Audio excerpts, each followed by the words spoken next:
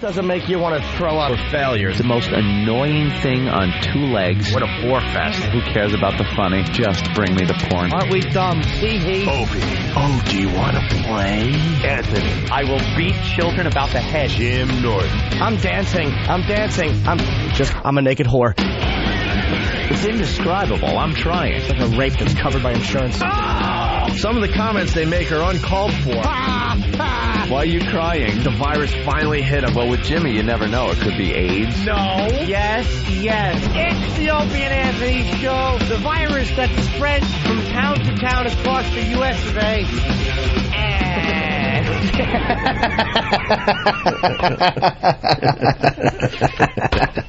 I hate you. But enough of this palaver. Let's get the show on the road. Ring, ring, ring, ring, ring, ring, ring. Banana phone. Really? Patty Porter!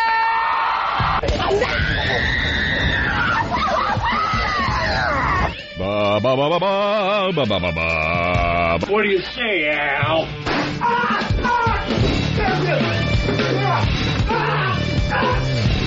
Show me with your mouth. Show me with your mouth. Razzle dazzle. Ba ba ba ba ba ba ba. I am Agnes. Ba ba ba ba ba ba. I am Agnes.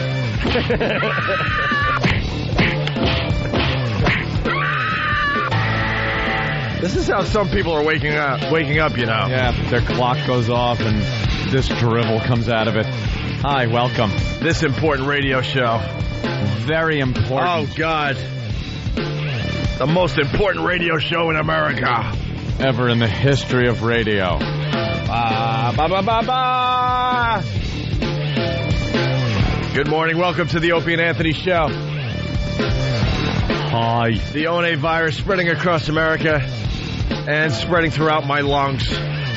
I was trying to keep your spirits up yesterday when you said you thought you were sick or getting sick. I'm like, no, you're just sleepy. I've been skating through this flu thing like,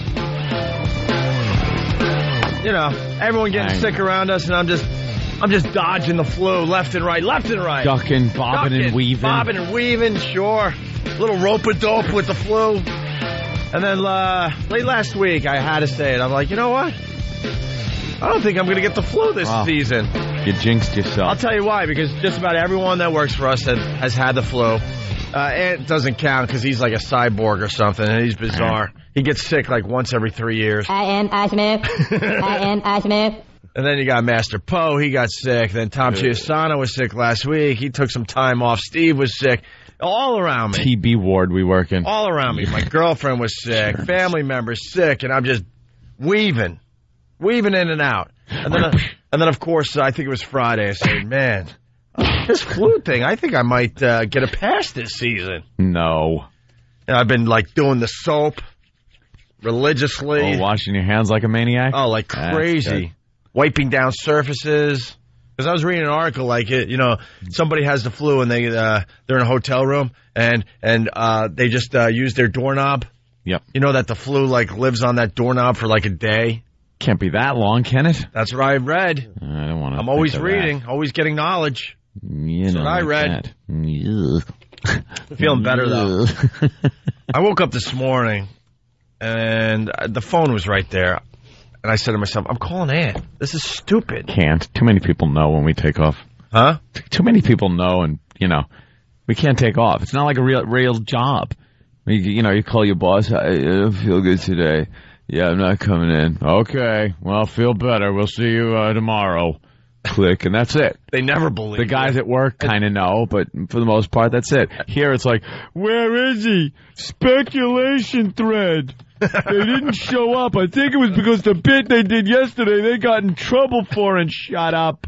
Ant went on a tear yesterday. I was the biggest cranky little whiny mess yesterday on message boards, on emails to Tom, I was just, everything I typed on my keyboard was caustic.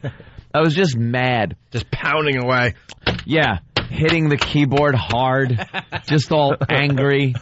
And I think it's because I decided to put a new network router in my house.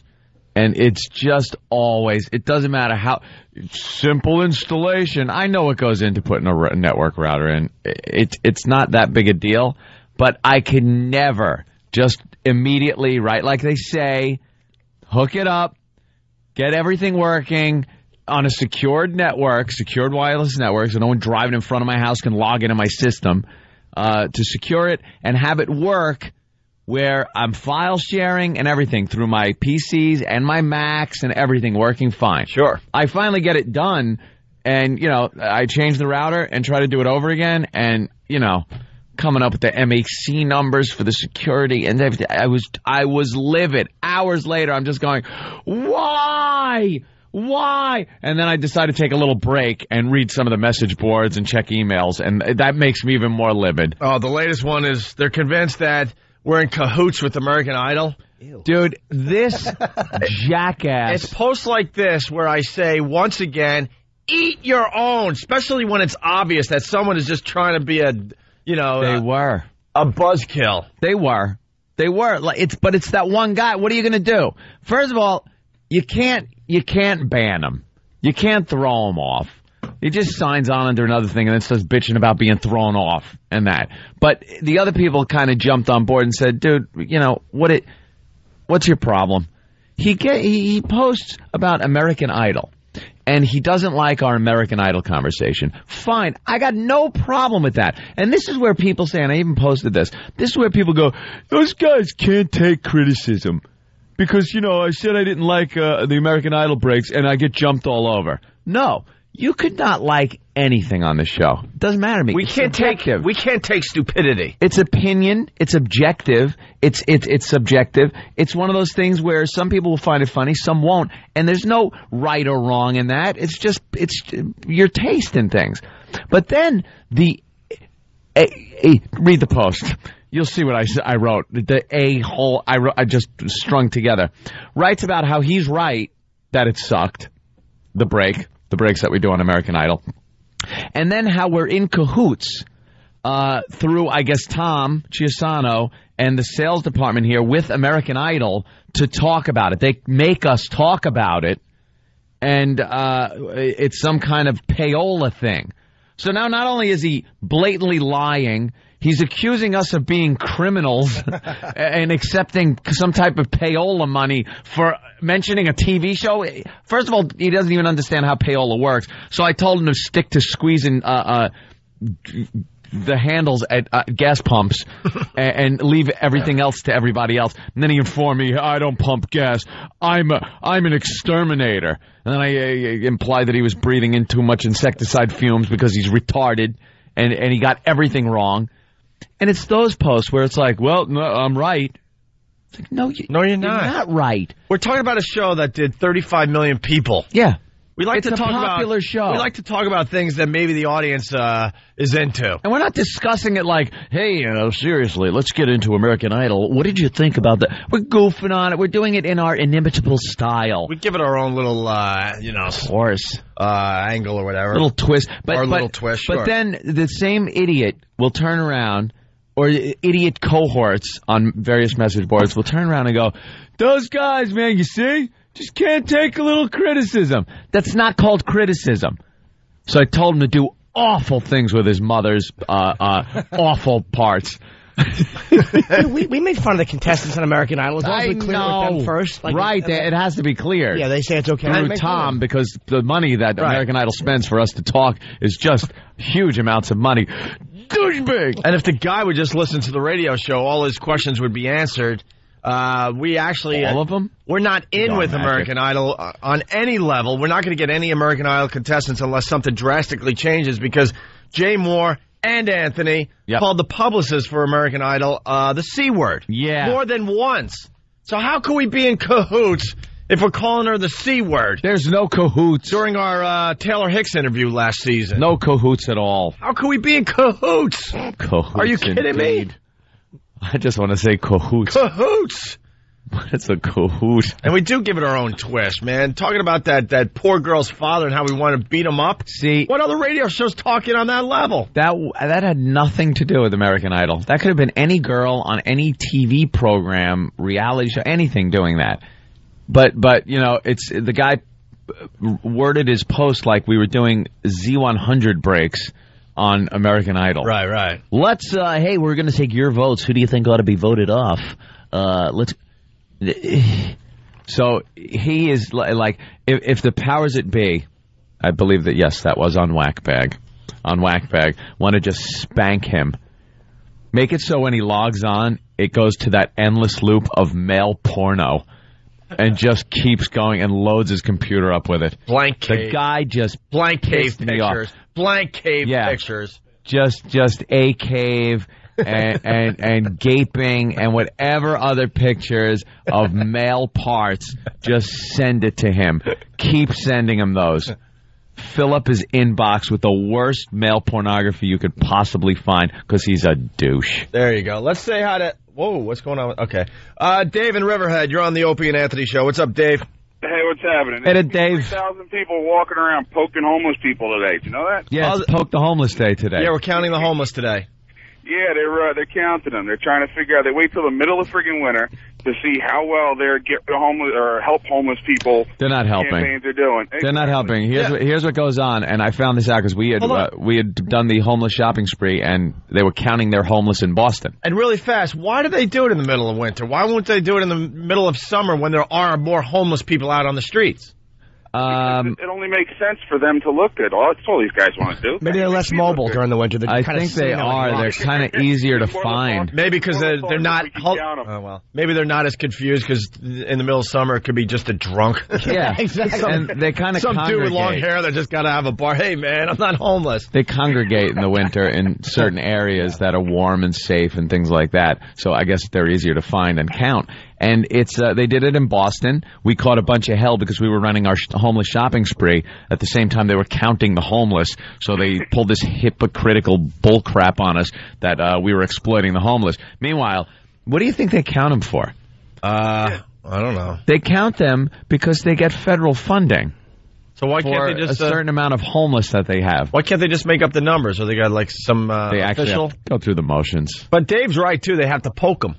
Yeah, you got to make sure it's homeless and not just an empty sleeping bag. Or a dead homeless. Dead homeless doesn't count. No. I would count the dead homeless guy. You got to poke it to see if there's any life, and then you add him to the list. You get your money from him. And add him to the list of the less fortunate. He's dead. He died later.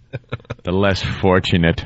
One more peon in New York City. And even Bloomberg, the Mayor Bloomberg here was saying, he goes, you know, the shame is a lot of the people on the streets want to be on the streets. He goes, we'd like to help them. But he goes, they don't want to be helped. Where's They're the on shame the streets, there? and that's it. That's what they want to do. They just want to live on the street. So we know more about the homeless than probably the mayor of this city. Because we live among them, we do a lot of bits with them, and we talk to these guys when they're sober, and they're like, look, these shelters, going to go a little serious now, these shelters are awful places. They've told us that they're safer on the streets of New York than some of these shelters. That's where the homeless families go, the people that are down in their luck, that did have jobs and things like that, trying to get their crap together again. That's where they go. But the homeless you see on the street, they want to be there. It's their life. It's the way they live. It's like you go to work and then go home. They panhandle and go into a box at night, and that's what they consider their life.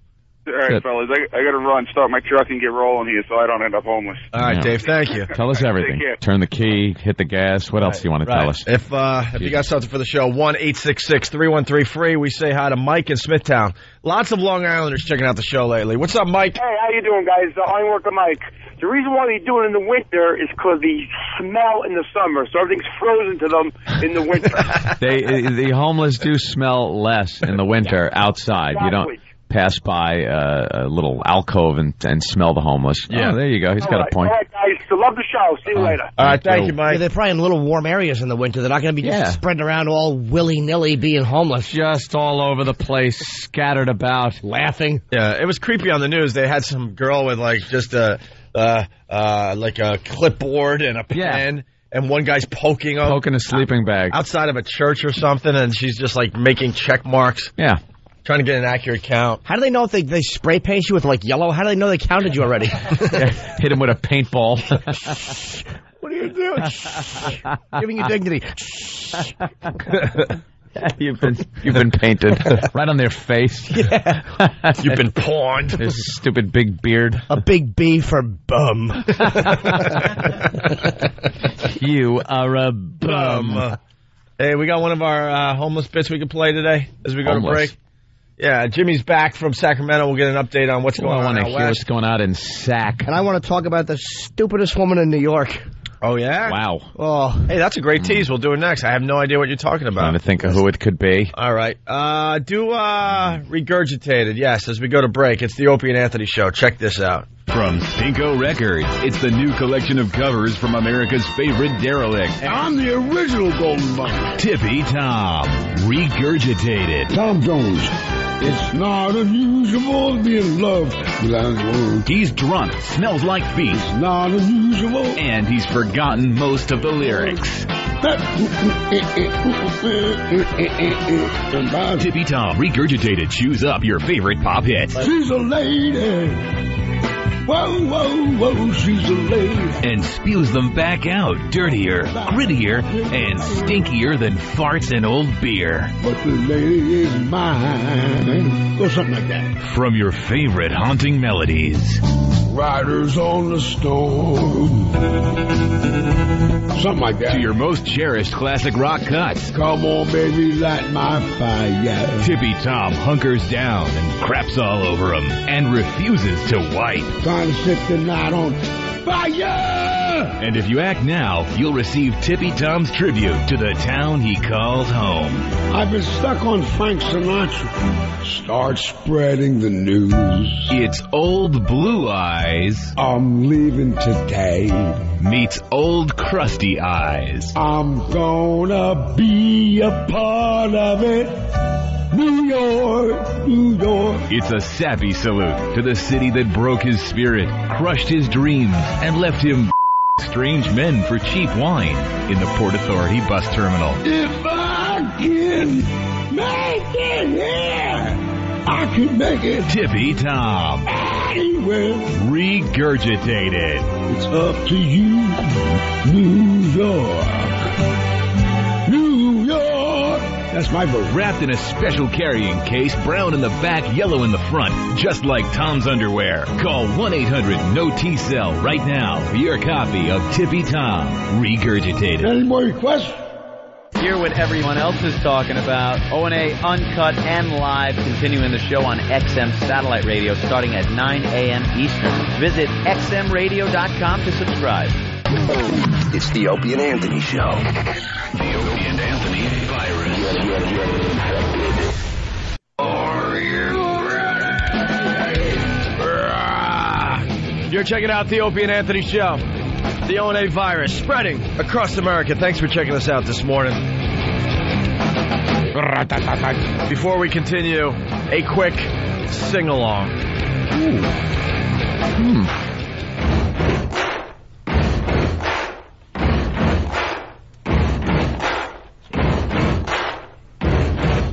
Money on my mind and the band and banana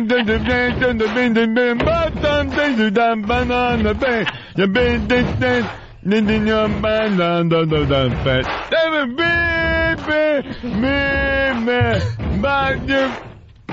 Everybody.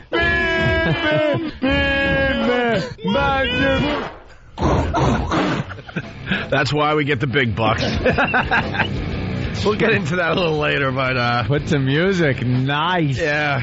If you missed yesterday's show, it's too bad. It's really too bad. There was deaf karaoke going on all over the place.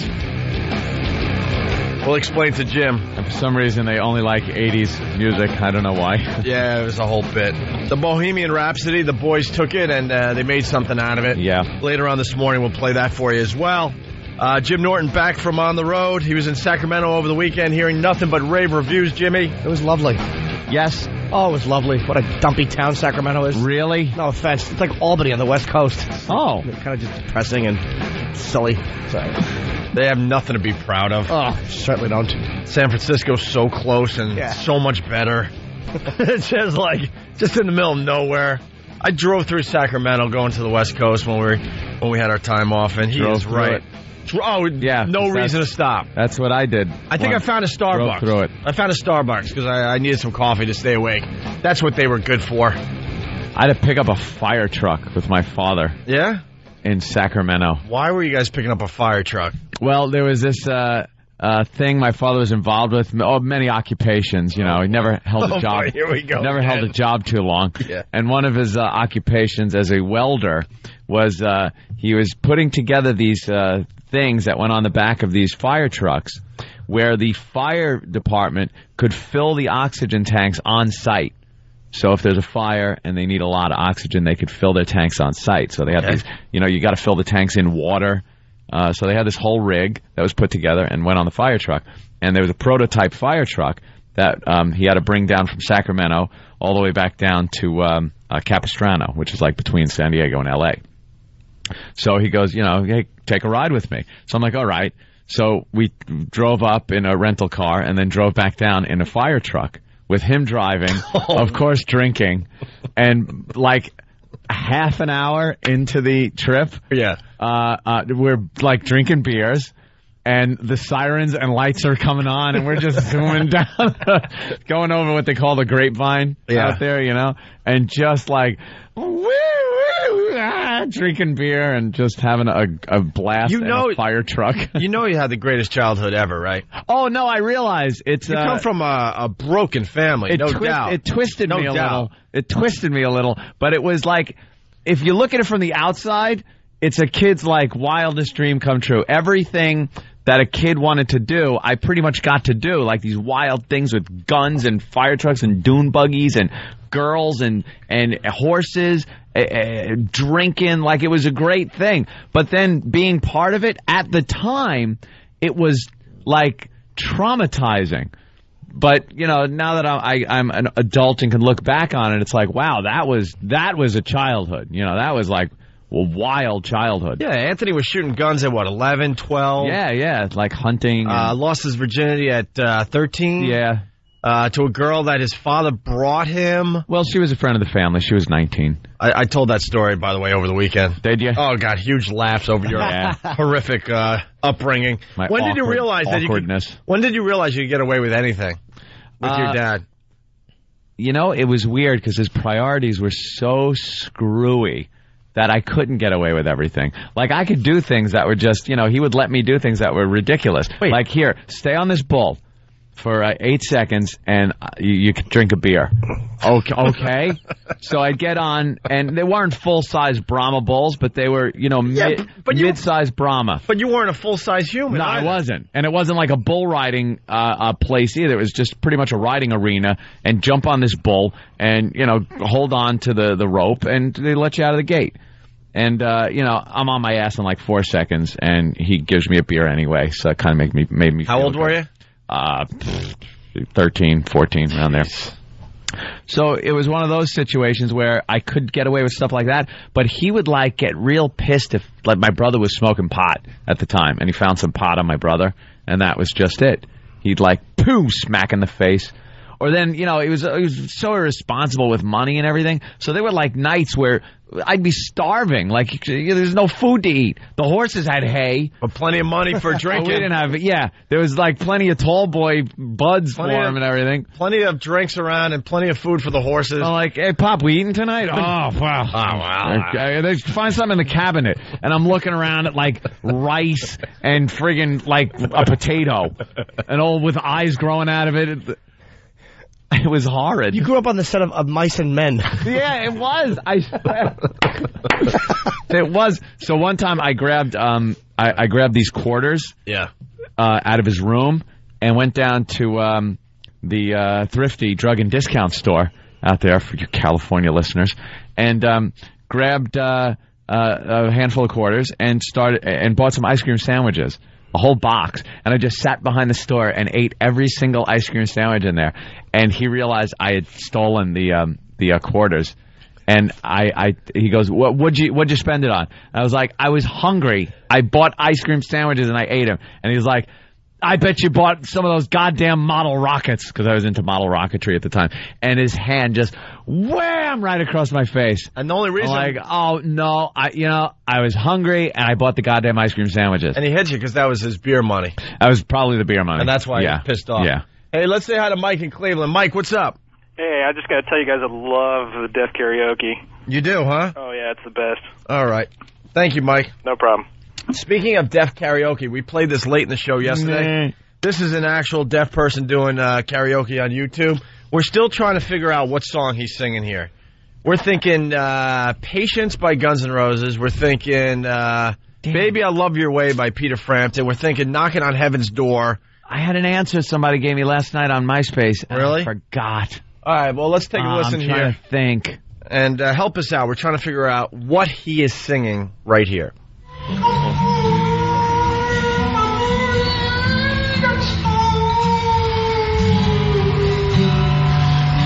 Part sounds so familiar.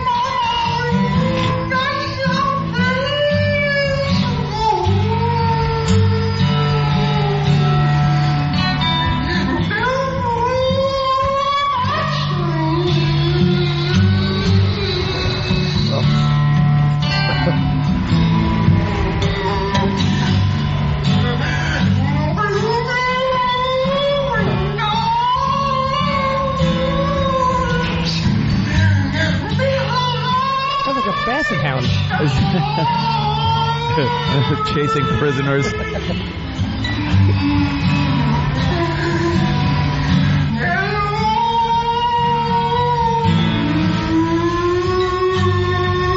That's not a lyric.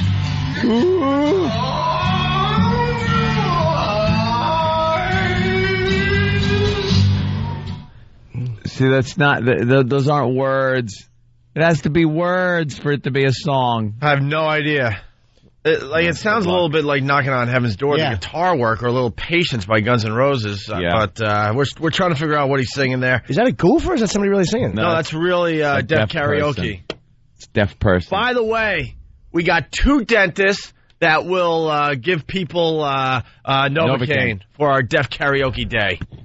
Ooh. We're doing deaf karaoke day. We're numbing up some tongues and some lips and some mouths. Just numb up the mouth and have them try to sing. Oh, hysterical. But 2 dentists actually got a hold of Steve and said, yes, I will come in. Yep. And I will do the Novocaine for you guys. Speaking of Sacramento, I forgot. We got to say hi to the POWs. What? Well, we have PES. O&A PES. We all know about the PES. They're like hardcore fans. Yeah. Some of them are Uber fans. Yep. Because they like that term, too. Uber fans. But now there's POWs. Pests of the West. Or Pests Out West. Pests Out West. Pests Out West. Whatever it is. It really kind of downplays what the real POWs went through. I feel the real POWs are downplaying the importance of the pest. But I guess there were like 50 or so at your shows over the weekend. I did see a lot of fans came. This one was Zero I actually recognized one guy from his picture on Whackbag. Right. Wow. You posted on Whackbag, didn't you? He goes, yeah. I recognize him from the how'd you do that? You see some of these guys and you go, wow, you're famous. Yeah. They introduce I themselves. know you. I'm like, oh, wow, you are a fat guy. I thought so. But they're giving each other numbers, and there's an organization out there called Pest Out West. Pest Out West. So there you go. Just want to say hi to them because they went to your shows. A lot of them went to your shows there, Jimmy. Let's say hi to 33 Across.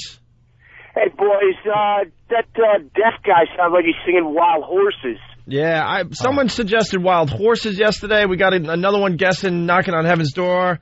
Yeah, the guitar is pretty generic. Like, it could be a few songs, and you cannot tell one thing from the vocals, except maybe somebody's taking a pair of pliers to his nether region. That's what you would sound like. That's what any normal man would sound like if pliers were applied to that area and twisted 180 degrees. Let's go to Steve in Yonkers. Steve. Hey, what's up? I thought maybe it was Behind Blue Eyes, sung by his dog. Behind Blue Eyes by the Who? behind blocked ears. We're trying to figure that out. I don't know if we're ever going to get the answer because it's just so unrecognizable. Does he even have ears? Why doesn't they should take them off when you're born if they're not going to work? Just spackle them over. The Hells Angels story. This is the stupidest woman in New York. Yeah. Dolt. A drunken woman celebrating her 52nd birthday was beaten into a coma as she tried to push her way into the Hells Angels clubhouse in the East Village. That's what you do. You try to push your way into that place. That place, by the way, not many disturbances go on over there. None. It is a very safe area. The Hells Angels take care of that area. Neighborhood watch. No what they call shenanigans going on. That's a hell of a neighborhood watch. Kind of like John Gotti's old neighborhood. Exactly. There was no crimes in that area. No one's None screwing whatsoever. around. Same with where this club is for the Hells Angels. They take care of the neighborhood. And that's because that street right there might as well be the main street in Deadwood. That's how justice is carried out. Yep. There's no real law.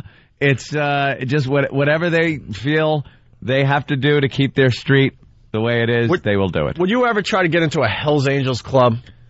If I was invited, I would very cordially turn down the invite. Well, yeah, because this story gets really good. I mean, I would maybe at the best just, guys, can I come in? No. And then I'd walk away. I'm really not part of that whole thing. I have a complete respect for those gentlemen, but I'm not like part of that mindset. As soon as they say, go away, you're out of there. Yeah. Well, this woman... this is great. Listen to this escalation. She got into a screaming match with a female biker as members of the New York and California chapters of the crew hobnobbed at the Edge Bar, blah, blah, blah. Shalabi, her name was Roberta Shalabi, got into it with a woman dating one of the Californians and followed the bikers as they left. She followed Hells Angels who were just trying to leave. That's what you do. You'll show them. And they probably just didn't want to kill her, so they're like, just enough with this bitch, and they're leaving. Because there really is no just kind of teaching you a lesson. It's either... walk away or die. She had a confrontation with another woman, which is bad enough. Oh, yeah. And then that confrontation ends, and she goes, screw that, I'm following these guys. Yeah, so she follows them. So she follows them back to their clubhouse. She tailed the bikers to their clubhouse on East 3rd Street, where she banged on the door and be demanded to let in. What the hell does she think she's knocking on? I don't know, but if they went inside and they're like, enough with you, why don't you just go home? It's your birthday. There's some crazy broad outside. Can you believe she's banging on the door here at the Hells Angels clubhouse? She screamed, you mother effer, let me in, she screamed. Someone from the second floor of the club leaned out and told her to shut up. Of course. Hey, shut up. It was real late at night. And shut up. And she should have shut up and walked away at that point. Well, she didn't. She said, come down here and say it like a man. Oh, boy. I gather he said, hey, you're a little too tough for me. Shut the window and let her be, right? Well, according to the Daily News, someone then came out of the club and beat her unconscious. How can anybody prosecute how can a jury not look at that and go, she's begging to be beaten unconscious? She is so begging. And this is where we got to point out where we're so much different than any other radio show. They're reading this story and saying how tragic it is, and we're saying, yeah, of course it's tragic, but she's a dummy. She's an idiot. It's like going to the zoo, hopping in the lion's cage in a steak dress. She's wearing a steak dress and wondering why the lions bit her. Come out and say it like a man? Yeah, come out and say it. She's challenging a Hells Angels manhood. And that's how you say it like a man. With a baseball bat. And I'm sure there were other guys that heard her, too. Like, oh, you're going to take that. And, beat her into a coma. Left her on the street. They just left her on the street. They could have left her for dead, said daughter Michelle Caruso, 24. Oh, really? Michelle Caruso? They just left her on the street, Frank. They could have left her for dead. Described her mother as a poet and rock and roll devotee. Is that some of our poetry? You mother effer, let me in. For now, I would like to perform. Born to be loved. I would like to perform my next poem called "Come Down Here and Say It Like a Man." Oh, look, they're applauding on her skull. Roses are red, violets are black and blue, just like my eyes. Stupid. What a dope. Oh, she is stupid. And I guess when the police got the call, they responded with helicopters and riot gear and everything and went down there. And there was a bit of a standoff with the police until the police got a search warrant so they could go into the establishment. But then I guess everything ended peacefully. And their lawyer, Ron Kuby, is Hells Angels lawyer, said it was another attempt to harass the Hells Angels, and the police response was overkill. I don't know. When you got a beaten woman outside and you don't know what the circumstances are, you know, you got to respond like you have to respond. You got to be let in. There's a crime committed. You got to figure out what happened. That's what the police were doing. When you realize what this idiot broad was doing, you go, all right, you walk away. She had 3 opportunities to leave. What a dope. Didn't have to follow him. Then they told her to go away. Yeah. She didn't go away, and then she says, come on down here and talk to me like a man. Like a man. Okay, this is how a man with a Hells Angels jacket. This is how we talk to people. Yeah, let's go to Tom in Brooklyn. Tom, what's up? Jim, I don't know where he got Tom. Jim, Tom. It's just a little curl at the end of the T. There's an M. You know, this story is actually tragic. For the 5 angels that got taken out in handcuffs yesterday. Only one did, I heard. Only one got arrested. Well, one got arrested, but they took 5 of them out in handcuffs. Yeah, they took 5 out and then arrested one. Well, stupidity. That little neighborhood on East 3rd Street, I've driven by that clubhouse many times. You know, it says Hells Angels on the door. And there's you can see security cameras watching. And, you know, I had a problem down there one night where I had to knock on the door and say, could you move these motorbikes? I'd like to park my Saturn. And could you move your little scooters? Yes, so they had to go out and move their motorcycles because I was parking my Saturn. They certainly should. And I bumped one of the bikes, and I told the man, if there's a scratch on my fender, there's going to be a problem. And thank God it was all settled. It's a nervous laughter. Oh, boy. I hope they have a sense of humor. Mike in Pittsburgh, what's up? Hey, that deaf karaoke, I believe that guy was singing Every Rose Has a Thorn. I was thinking Every Rose Has a Thorn. It sounds like the guitar part, but, you know, the vocals is nothing there recognizable. Stop it. It's my Happy Birthday. That's what she sounded like, being beaten with a guitar playing in the background. Every rose has its thorns?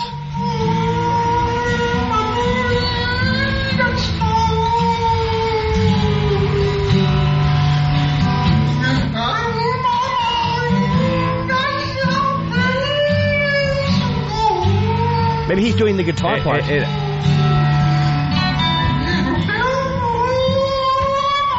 All right. No, it's close. E-Rock, give me some Every Rose Has Its Thorns.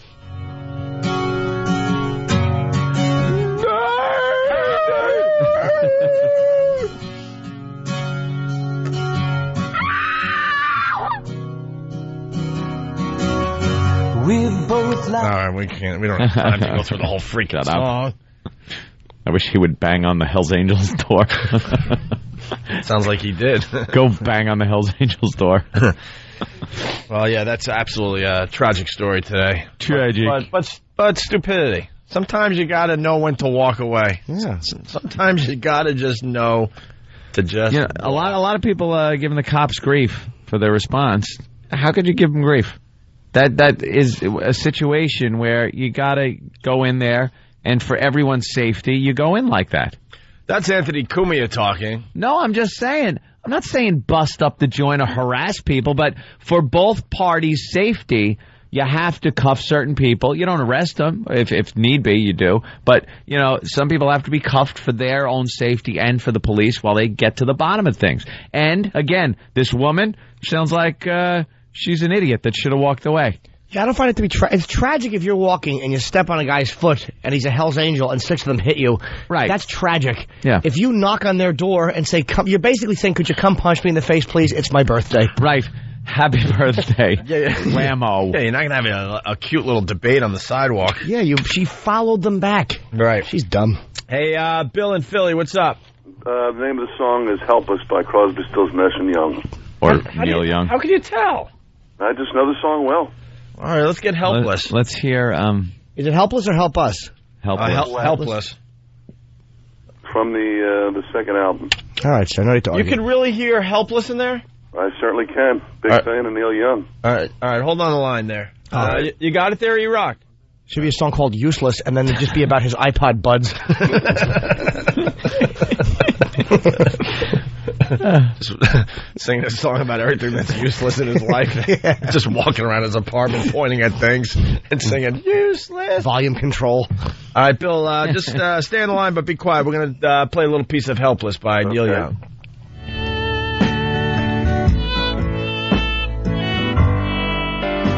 Sounds like the singing, too.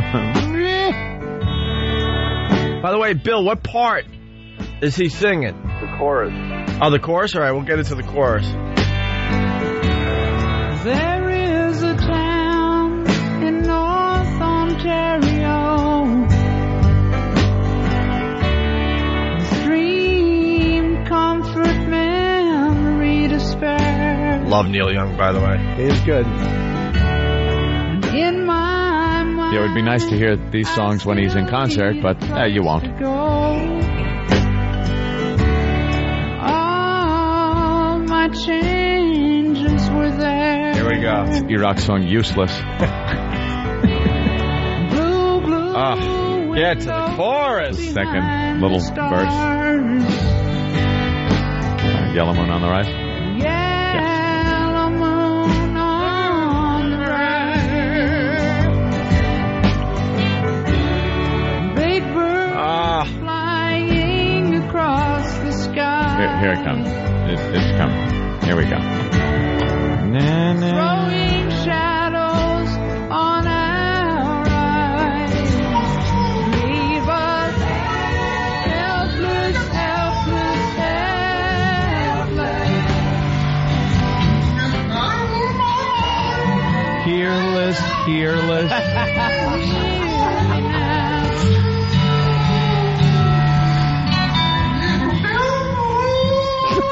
How can you tell? Just stop it. How can you tell? Oh, my God, I'm trying. Maybe the song is Help Us, and it's his neighbors knocking on the wall.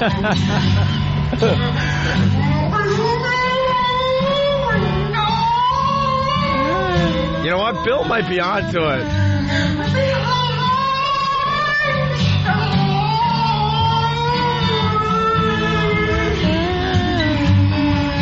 Yeah, the music's kind of right.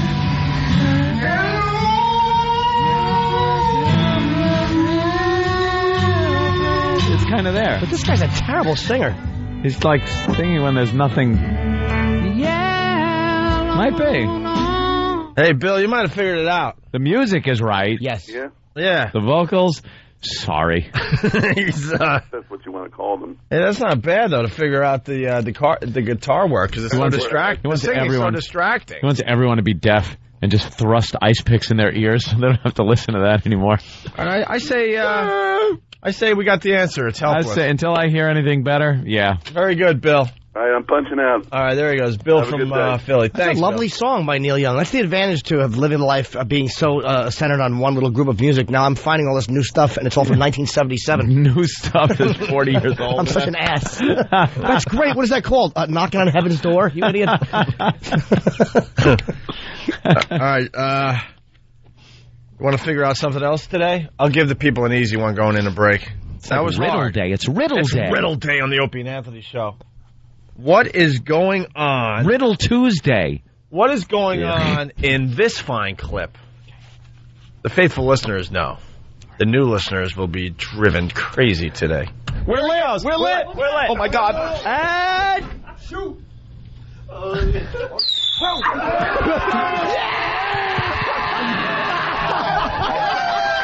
Yeah! Oh my God!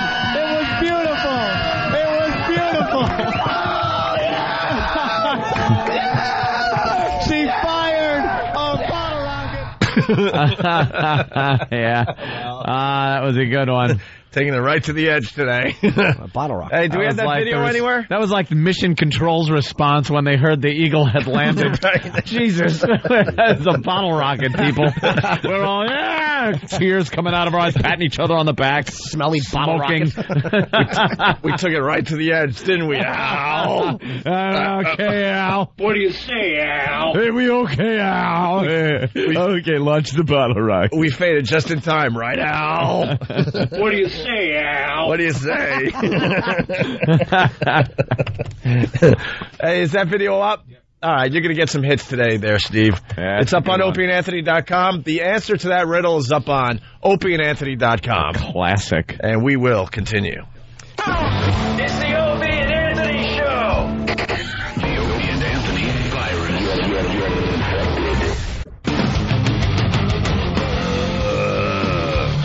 Good morning. You're checking out the Opie and Anthony Show. Today's the day, right, boys? Yes, Vista released today for Windows. I'm psyched. No! Oh, sorry. Look, I get a little laugh out of a tech head. Are you upgrading, my friend? Oh, Vista, you. He's becoming a regular. Yes. Louis C.K. in studio. And today's the day. Lucky Louie on DVD, man. Yes. Go out and get it. Don't buy it. It's in actual stories. Absolutely. That's very exciting for you guys. Extras. Commentary. Yeah. Oh, yeah. Nice. Yeah. I handed out 10 to my friends over the weekend. Oh, good. I hope you don't mind. Oh, good. 10 people that aren't going to buy it now. No, they would have. Yeah, they would have bought it too. They would have. They would've There you bought go. it. Jesus Christ, though. Huge fans. I'm like, oh, save the money. Here it is. Trying to run a business over here. Exactly what they don't want to hear. That's all right. But it's still getting the product out there for you. Exactly. Lucky Louie on DVD today. I don't know where you can buy it because Tower Records is closed. I guess Best Buy. Yeah. Best Buy is a biggie. Order off Amazon also. No, I'm just thinking for the people that still like to go into stores. There are people like that left. They're called old people, Circuit by the City way. probably, right? Yeah, Circuit City. Though that's a store I still go into. Yeah. Very few stores I actually go into these days. I do all my stuff online, but Circuit City I will go in. Place like Best Buy, I'll go in there because I like just looking at I like the smell of new electronics. Yeah. I just go around sniffing the electronics until I get chased out. You guys talk about Barbaro, stupid Barbaro? I was just about to say, we try to keep everyone informed because they're just waking up. And the story today is about a horse. Today's top story is about Barbaro. Poor Barbaro. We got soldiers dying every day in Iraq, but they're making a big deal about finally putting this horse to rest. Well, you know, they kept him alive probably a lot longer than they had to, just to to get as much studding out of him as they probably could. Some guy with a big glove. That's what we. I know. Totally talking about it. They kept him alive for 8. That was 8 months ago. 8 months ago on the news. And you know what? His injury, they should have put him down that afternoon. Apparently, they played the clip of the beginning of the race before the race even started. He had bashed through the gate. And then they backed him back into the gate, but apparently it had already injured his leg. And then when the race started, he just completely screwed it up. Yeah. The ankle just went, whatever they call it, in the back. And on a horse, so many joints back there. Knees bent backwards. Creepy animals. And he wound up screwing up his leg really badly. But they kept him alive. And a lot of people are wondering why. You know how much that is like an ATM machine, a horse ATM that is very awkward to withdraw from. Absolutely. And God knows what happened. He must have just run out, and that's why they finally decided to euthanize him. Well, you're going to get the breeders calling in now because we said this one other time. They said that they can't do that. Why? They need him healthy. I don't know. They need him healthy. You don't get broken leg semen. Yeah. It's not like, oh, look at that. It's a broken leg. And believe me. I think they were collecting the entire time. Why else spend 8 months keeping this horse alive, knowing that it's never going to race again, and it probably won't even live? It seems like an awful thing to like. I enjoy hand relief myself. Who doesn't? But if people just walked up to you at just random parts and they just started talking, hey, okay, not exactly now, perfect. Okay, all right, I'm hard now. Especially imagine if you're in the hospital in a cast and your leg's in traction. Exactly. And you're just like, all right, well, come on. What's up? Right. You're not making it. Here comes Tom. You have info on this? I have info on this. Oh. All right. Thoroughbreds cannot be artificially inseminated. They could not withdraw any semen from that horse and use it. It has to be natural. Why is that? I don't know, but that's the rules. part of the rules, right? It's the rules. I thought it was some biological thing. No, those are the rules in thoroughbred. So they were trying to get it healthy enough so he could do it the natural way. Put him out to stud. Yeah. Right. Well, they probably still collected just to sell for other things. They just can't use it. They would genetically manipulate, probably. I don't know. Dip? I don't know. What are you selling it for, you idiot? People to make horses like him, even if you can't have thoroughbreds, at least you can have a horse like that. If you can't race, you can still have it. And who's going to know in the end if they, That's a really big justification. did it artificially. That is true. The horse's thing. How do you kind of know at night, Do they do DNA testing on them? I don't know. Probably. Perhaps. I just know that's the rule. That's the rules. I was reading that yesterday. Wow. So, Tom, with some pertinent information. I want you to be factually accurate. I will. Okay. Did you read my email? Not yet. Oh, okay. How are the braces? Working enough? Yeah. Awkward still? Yeah, it's definitely awkward. Yeah. Kind of weird when the boss has braces. You have braces? Yeah. Wow. Yeah. Closing in on the big 6-0 and got braces. Are you in your late 50s? Yeah. That's cute. younger. I'll be 60 this year. This year? Yep. We got to throw you a party, huh? Oh, yeah. If we're still around. All right. Thanks, Tom. Still around. Yikes. Speculation thread. Whatever. Did Al dump out of the boss saying what he said? Oh, I'm sure he didn't. How great would it be if we got an FCC complaint because of Tom? What do you say, Al? What do you say, Al? So they got rid of Barbaro yesterday morning. I can't believe it's on all the news. It's a stupid dead horse. Yeah, it's just one of many that die racing. I went to Belmont the first time. I used to bet at OTB because I had a job next door to an OTB, knocking tin, True Mechanical, another air conditioning job. Worked in the shop every day. We would go to the place next door called Doubles. There's a bar called Doubles because you bought one drink, they gave you two. Nice. So we'd go to the bar for lunch. Now, meanwhile, we're working in a shop, a sheet metal shop. So we're handling what amounts to 8-foot by 4-foot razor blades and machines that cross kink these things so it could take a finger off in a second. Sure. Every machine in there could just shred you.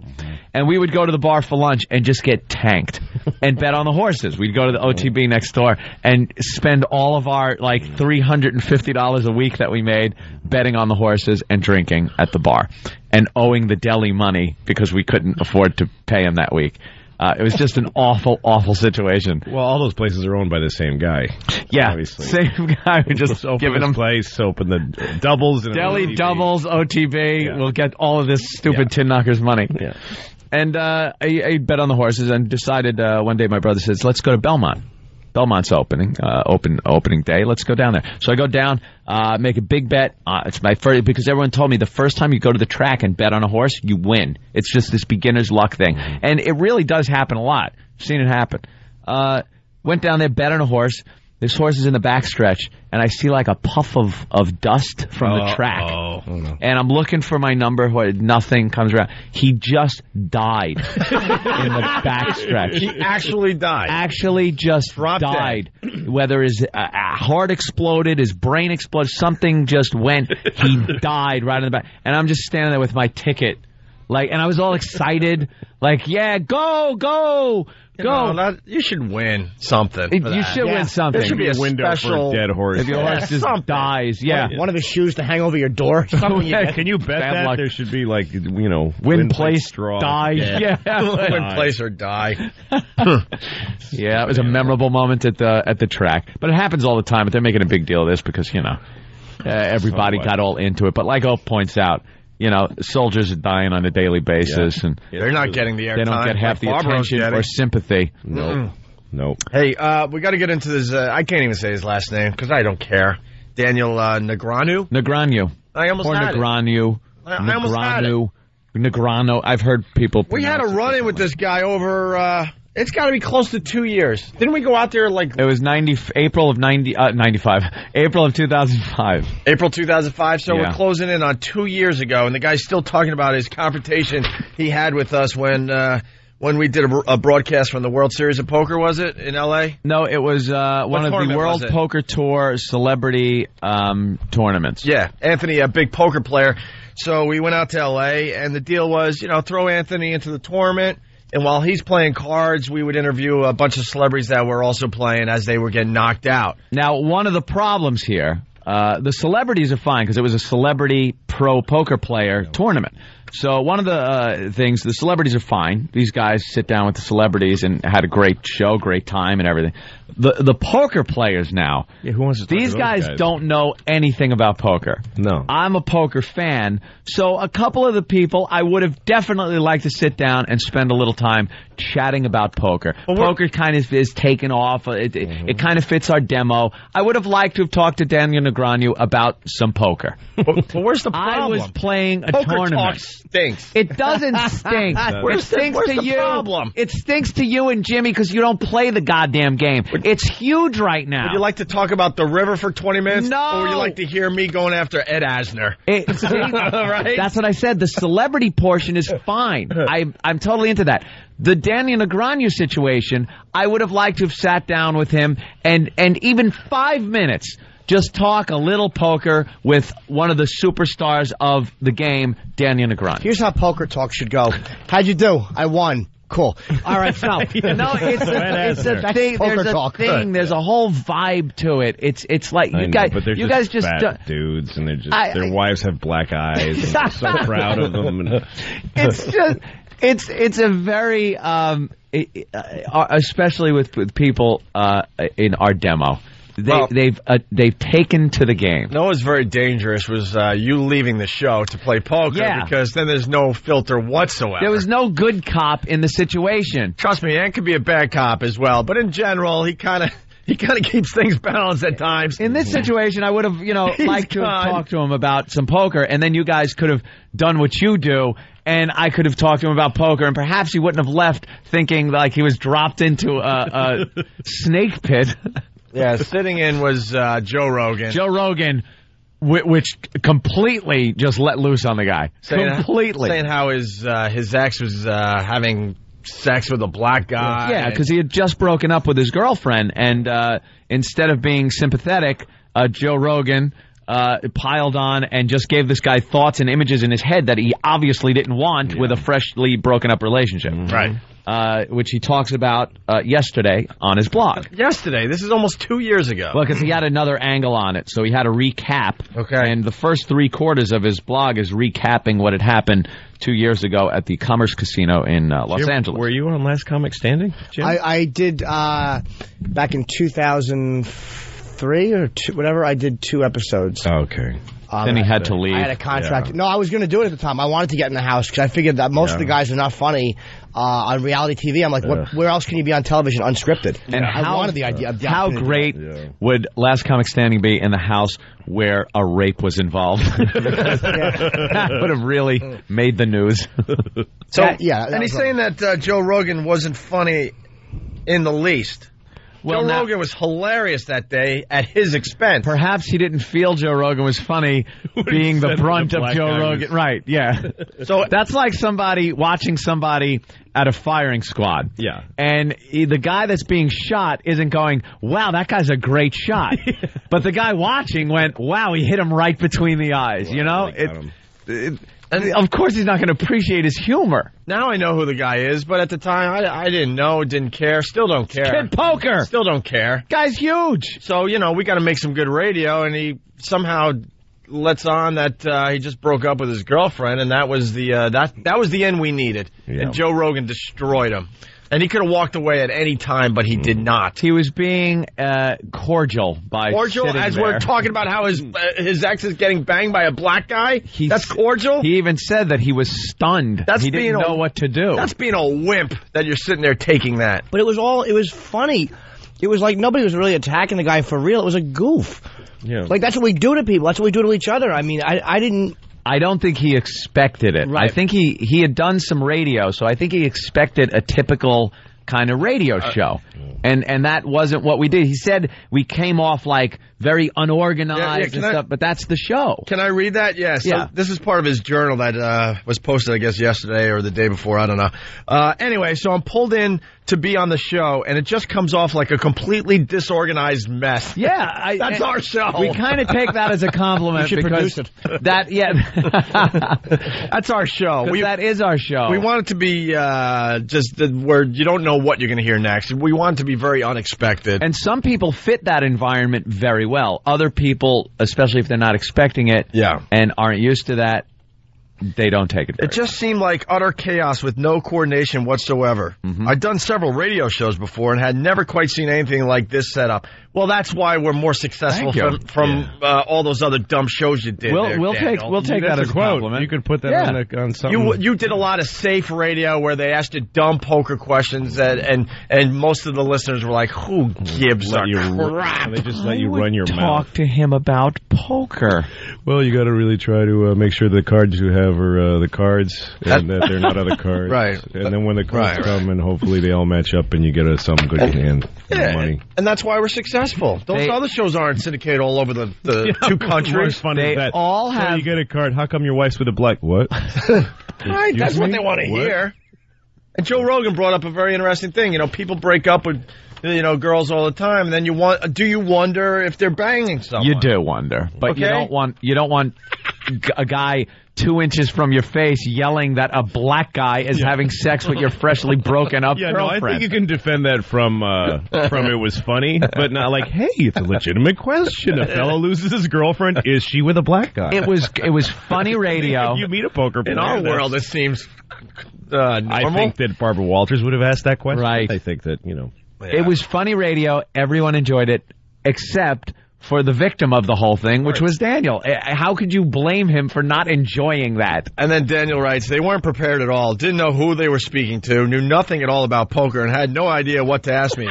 I tried my best to make the best of an awkward situation. The one guy who actually knew something about poker was busy playing in the tournament. I was being just taken bodily. So then this Joe Rogan guy starts going a little batty. Not funny in the least, and I honestly believe I could be objective here because I don't mind poking fun at myself at all. He basically just repeatedly cursed and acted like a juvenile. His material was weak, and he masked that by just cursing more. I watch a lot of stand-up, and you can tell when a guy has no material when he overuses fart jokes and thinks that if he just curses louder and louder that it's somehow funny, and that no one will notice that he doesn't actually have any jokes. But he doesn't mention how he was talking about the black guy possibly banging his fresh ex. Well, would you add that in? Well, if you're going to write about it, then don't write about it. Anyway, fast forwarding a bit, he was saying nasty things. Okay, here it is. Nasty things about what became my wife. They're back together? Yes. He got back together with the ex. The guy didn't know me at all. That's why he wrote this now. She made him write it. We weren't friends. You let them say that about me 2 years ago, and you didn't say anything? What are you, a wimp? Oh, jeez. I thought Rogan was funny. Now I got to write this. The guy didn't know me at all. We weren't friends, so it was all just crossing a line. Well, at that point, he should have said something or just walked away. You just don't meet someone for the first time, invite them on your show, and then say the things he said. Oh, boy, then you don't know this show. And that's why we're successful there, Daniel. He didn't know the show. That's true. I didn't have a real problem with anyone else on the show. Jim Norton and I hardly spoke except for one joke he was trying to tell that I caught on too quickly. He was basically speaking gibberish with a straight face and was expecting me to try and answer it intelligently. Remember that old gag? Of course, his question made no sense, so I was like, what are you babbling about? He acknowledged that he was trying to get me, but it didn't work out. Yeah, he caught me, and so I acknowledged it. It was like, for anyone that doesn't, I would ask questions like, listen, I mean, you're a poker player. Do you think that, like, a lot of times people will say that if you have more than one queen of a suit, it can be a problem because a lot of other people may not have a river card coming? I mean, is that more accurate, would you say, or less from the time that when you started playing? What? Just like nonsense, and most people try to answer because they don't want to seem stupid. But like, well, yeah, sometimes you get a hand that, like, they completely don't answer the question, they answer something different. Yeah. He caught on, and so to reward him, I jammed my tongue down his throat for a couple of minutes. That's how two men celebrate. Fast forward. It all died down and went away until a recent broadcast where they were talking about poker and my name came up. I was then surprised to hear Jim Norton go off on me. I guess he listens to the show. I actually wasn't really offended, although several members of the forum seemed bothered by it. The dude is a comedian and his job is to try and be funny. In fact, if he truly believed the things he was saying, I'd be surprised. You have nothing personal against the man. No, to be very honest, I had fun when he was on the show. What annoyed me about him so much was the way he went back and trashed the show. It was like, because to me, like, why would he read it like that? Like, I didn't take that, like, even Rogan being obnoxious, I didn't take anything real. Like, there was no real feeling behind it. There was no, like, this guy's a douche.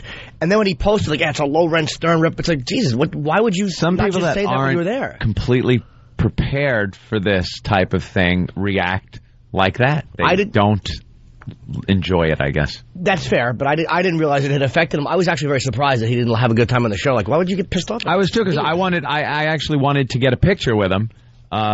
So I went up afterwards. Then comes running back and like, and explain what happened went to his on. hero. But he seemed kind of okay.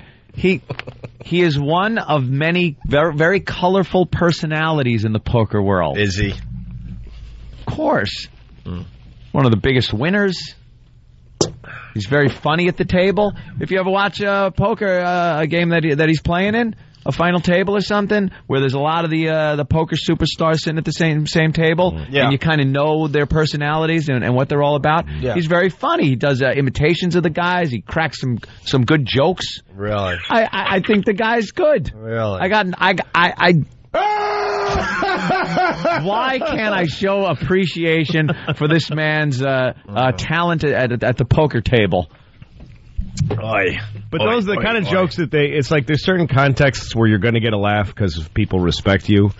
Or because of the like astronauts when they're in space, they laugh at anything. Anything they say is funny. Like any astronaut in space, hey, big blue marble, wish I had a hot dog, and the control room just dies. Roger that, Aquarius. Yeah, exactly. But do that at a club, and you get pissed right in your. Sorry. Buzz Aldrin gets a bottle to his face. Yeah, exactly. Doesn't matter. I love that. You're on Earth now, funny man. This is always interesting. For example, he actually was cracking, back to Jim Norton, he was cracking on my hairdo, which I found pretty ironic since it currently looks exactly like his. I guess Jimmy had his head shaved at the time a little more. Yeah. That's pretty ironic. Well, did he change his hairstyle? No. No. It's just a little strange. I was actually a fan of his work prior to him chewing me out, so... Oh, boy. Should the fact that he was cracking on me change that? He writes, no, I don't think so. Unless it became hateful, I have no problem with being made the butt of a joke. Anyway, I have no beef with the show. Doesn't seem like my kind of humor at all, but to each his own. Having said that, I think this Joe Rogan guy has zero comedic talent whatsoever. Man, you don't know how to read comedy there, sir. Joe Rogan is hilarious. I think Rogan hit him on a weird level. Joe really slammed him. I think Rogan really bothered him. Like, Rogan said something, or maybe it was Rogan, because Rogan's like an alpha male. He's the type that just walks in and rapes other men. He's a savage. Joe's an ape. He really is just a big, thick-handed ape who rapes men. He's just an animal. Goon.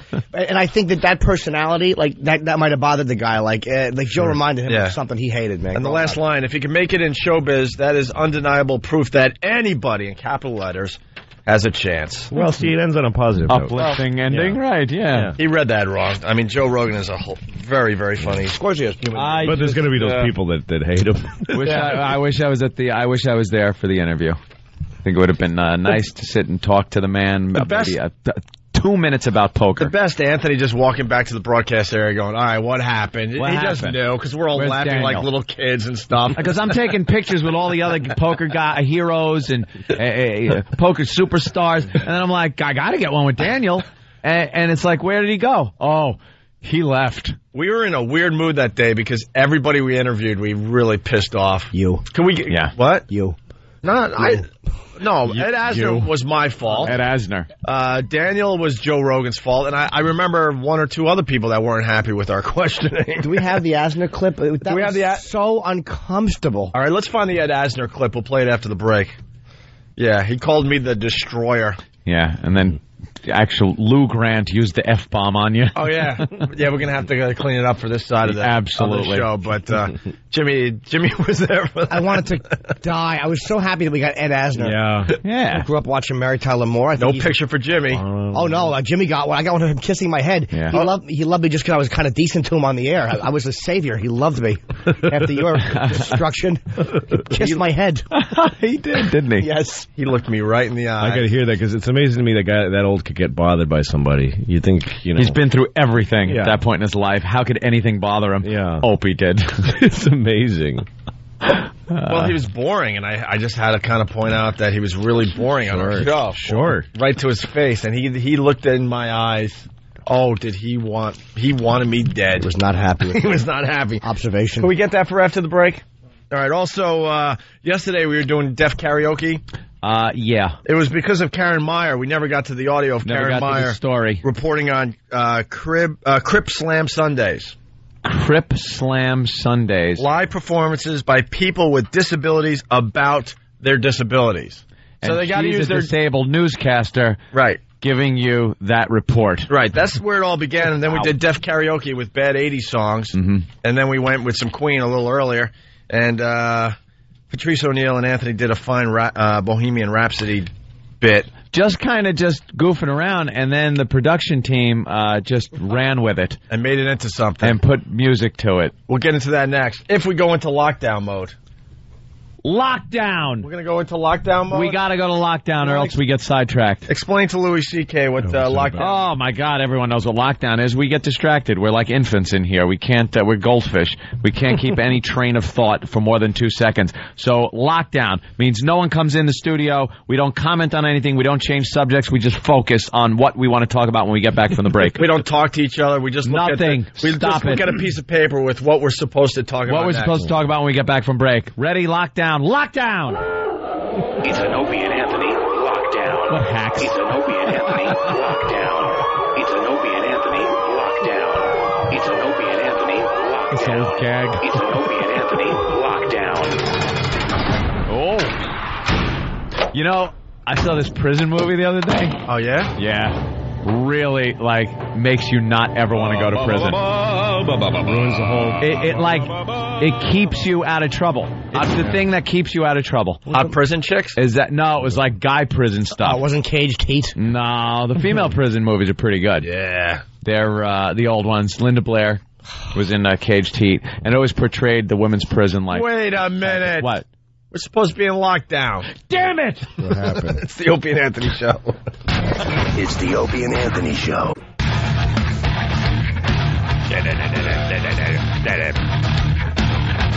You're checking out the Opie and Anthony Show. Lockdown. See, I forgot about lockdown. Def Bohemian Rhapsody. See how that happens? I completely forgot. That was supposed talking to Louis during the break? Yeah. Oh, yeah, that wasn't at all. We weren't supposed to talk. No, not at all. No, we talked a lot during the break there. We got some new Tyra audio, too, that's just terrific. Oh, good. What a dummy. We'll get to that in a little bit. And E-Rock's getting the Ed Asner clip together for us. Cleaning it up so we make sure. Gotta keep it clean. What do you say, Al? Gotta keep it clean for Al. Some of the listeners don't like the Al bit. Yeah. What's not to like? Go It's just screw. a silly thing. They just try to pick it apart. Douches. They listen and listen and listen and listen and go, yeah, that's it. I don't like that. There's the Too Cool for the Room poster guys that are just, I'm kind of a fan, but You mean the thing where you play that what you just played? Somebody critiques that? Yeah. Yes. Little of this. Yes. What do you say, Al? Al. Somebody went like, did you dump out of that one, Al? Okay, continue the show, Pookie. Yeah, it's a great bit because we're on regular radio. It sucks at times, and you got Al down the hall. He's got to keep it fair. And keep it's Ted and I talking about Al Cervic. What do you say, Al? Caddyshack clip. How did you not like Caddyshack? You guys had... And Al's got to make decisions from this little room down the hall. Yeah. And there's some douche out there that doesn't like it. So we always talk about Al. Enough with the Al. Okay. Which, by the way, makes us do it more. Yeah. Exactly. So it's backfiring on you, pal. Bohemian Rhapsody. So yesterday, blah, blah, blah, blah, blah, blah. We did Def Karaoke. Yeah. And just a brilliant Bohemian Rhapsody done by Anthony and Patrice. But then put to music. After the, can we afterwards get to the Karen Meyer? Yeah. Okay. Because that's where this all began. We were supposed to play this audio about this time yesterday, matter of fact. And then the next hour was taken up with Def Karaoke.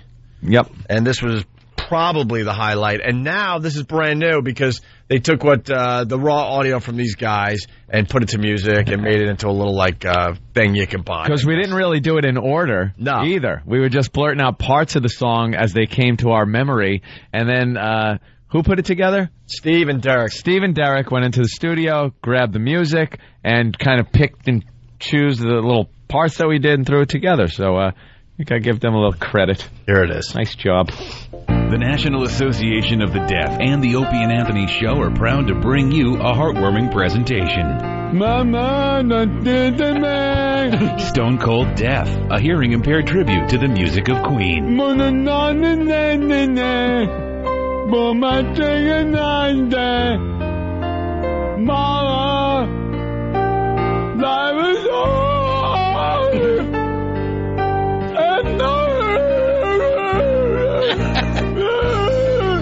Listen and cringe as a room full of genetic defectives attempts to sing a classic Queen melody and fails miserably. God just doesn't want some people to sing.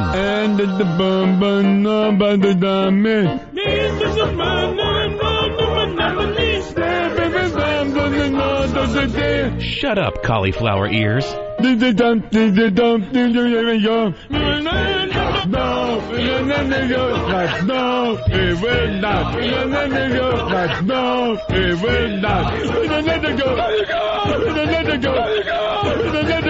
Hey, candy dish ears, stop interrupting and let the other guy sing. Mamma mia, mamma mia, mamma mia, let it go.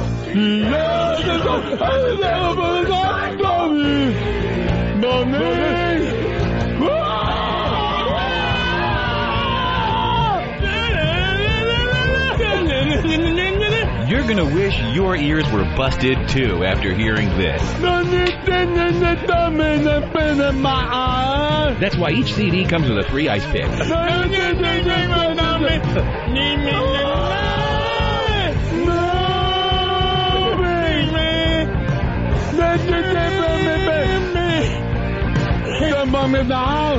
You gotta get right out of here. I got to go.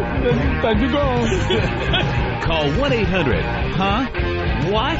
That's 1-800-HUH-WHAT and order your copy of Stone Cold Deaf. $5 from every purchase will be donated to a special fund which supplies deaf citizens with alarm clocks, books on tape, concert tickets, and iPods.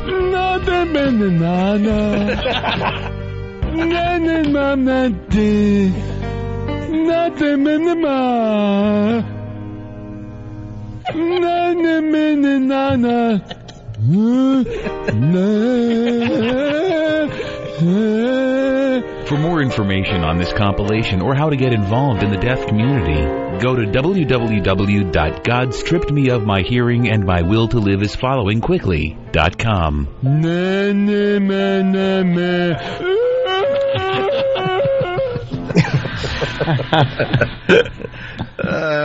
What a good job they did. Yeah, there was a little distraction as we were playing that. What's going on near the window? I couldn't run over there. Naked girl. Getting ready for work. Yeah, she's getting ready for work. She was naked. Same one? Yeah. And then we pointed her out. Well, I want Louis to get a little look at her. And then the second we pointed her out, she went into the bathroom. Yeah. And now she hasn't come out. She hasn't shut the bathroom door, though, because I kind of see the toilet. She'll be out. You see a newspaper turning? Oh, she's going to be a while. All I know is the door swung open and the binoculars were being handed out to everybody. Oh, I know. That's what I love about this show. Like, screw the radio show, naked girl. Everyone had binoculars or all like peering. The woman who never met her. Wait a minute. I think I saw some movement. I saw something too, I thought. All right, well, get your binoculars there, Louie. You know what you didn't see was shaving. Jesus, all right, movement. Got movement. There she is. Oh, there she is. Yep. And all the binoculars go up. She went to the closet. She's going to pick her clothes out now and put them on the bed and step back a little from the closet. Has she lost some weight finally? No. She's on the bike every morning. What is she doing on the bike? There she is. See? There she goes. She's putting on... Stupid Louie's in the wrong window. You see her at... How could you miss her? She's right there. What's wrong with you, Louie? I know. He can't figure out the binoculars. There's an old woman watering a plant in the other apartment he's staring at. She doesn't shave at all. Looks like an azalea. That is stupid. Left. Louie. Wait, you can't figure out how to, like... He sees it with his own eyes, but he can't match it up with the binoculars. She's in that closet to the left. I can't even use the binoculars because my hands are shaking a little bit. Like you don't realize how much you shake till you look into binoculars. Yeah, Isn't that amazing? Let's go to Jared in Boston. Jared, what's up? Focus, deaf reporter audio. Naked girl in the window, kind of. Naked girl in the window, right? Trumps everything. Yeah, it kind of. That's the showstopper. What, Lloyd? Get out of that closet, you naked whore. I thought you were yelling. Yeah, you really do start yelling things at her. Like, what are you doing? You're not showing yourself naked in the window. Throwing pebbles at her window. Yeah, come on. I thought you were yelling at Steve. She's a tease. Yeah, Steve, put your clothes on. Get out of the closet. I hate her. Speaking of deaf reporter, binoculars, we could actually use her ears and just peer through them. It would still be better than what she uses them for. Let's go to Al in Jersey. Al. Hey, what do you want, Al? What do you say, Al? What's up, Al? What up, Owen? Hey, Al. Listen, man, that frickin' excuse me. Oh, no, don't. What do you say, Al? Al has no choice on that one. What's up, Al? It's a dump Al. Huh? Let's start over again. Hi, Al. Hey, what's up, man? Hey. Listen, that Bohemian Rhapsody, that is awesome. You guys got to sell that. Guys, sell it. We'll just throw it up on the website. No rights or anything. Yeah. We won't buy the rights. We'll just sell it. Yeah, people will buy it. They won't go and get it for free. They'll actually line up to buy it because they couldn't get it off the website. What's the matter with you? It's available at all Tower Records. You idiot. that promo for that That's thing. a terrible marketing idea. $45 a disc. Yeah. Wrapped up. It would sell. All right, Al. Thank you. Let's go to Larry on Long Island. Larry, what's up? Hey, what's going on, guys? Larry. What's up, Larry? Just wanted to tell you, it's kind of completely different than Naked Girl. It's Naked Guy, which is kind of, gay, and I'm not, just so you know. But I used to work in Manhattan like 5-6 years ago, and... You're not gay, so you just tripped once with your mouth open? And there was a bathroom, and across there was another building, and we were probably about 30, 40 stories up, and across to the other building, a couple stories down, there was this guy that used to sit in his grandfather chair, completely buck naked every day, all day, no matter what, just start stroking himself, facing up all the time. I don't think they're going to let that through either. No. Why would you... Hey, I can almost understand looking once, because you don't know what you're seeing. But why would you look every day? No, I didn't look every day, but I just knew he was there every day. How did you know he was there? How did you know he was there every day? I didn't know, you very gay man. How did you know? I have people living in my building, like they're 2 floors down, actually. I told you one time I was watching sex. I was watching, all I could see was a guy from the waist down, and his hips were moving.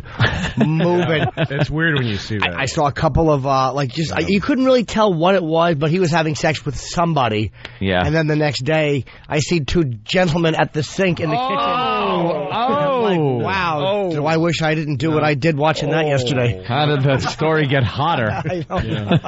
Wow. My wife and I were staying at the Lowe's Hotel in L.A., and it's got a courtyard, so you look across at the other room. Yeah. And we're looking across, and we had just been in a big fight, and we're looking, and there's a prom couple, high school kids in a tux and a gown, just entering a room and looking around and checking out the mini bar and stuff. And I'm just looking at them and going, oh, look, young prom couple. And in seconds, they're just banging really, really fast.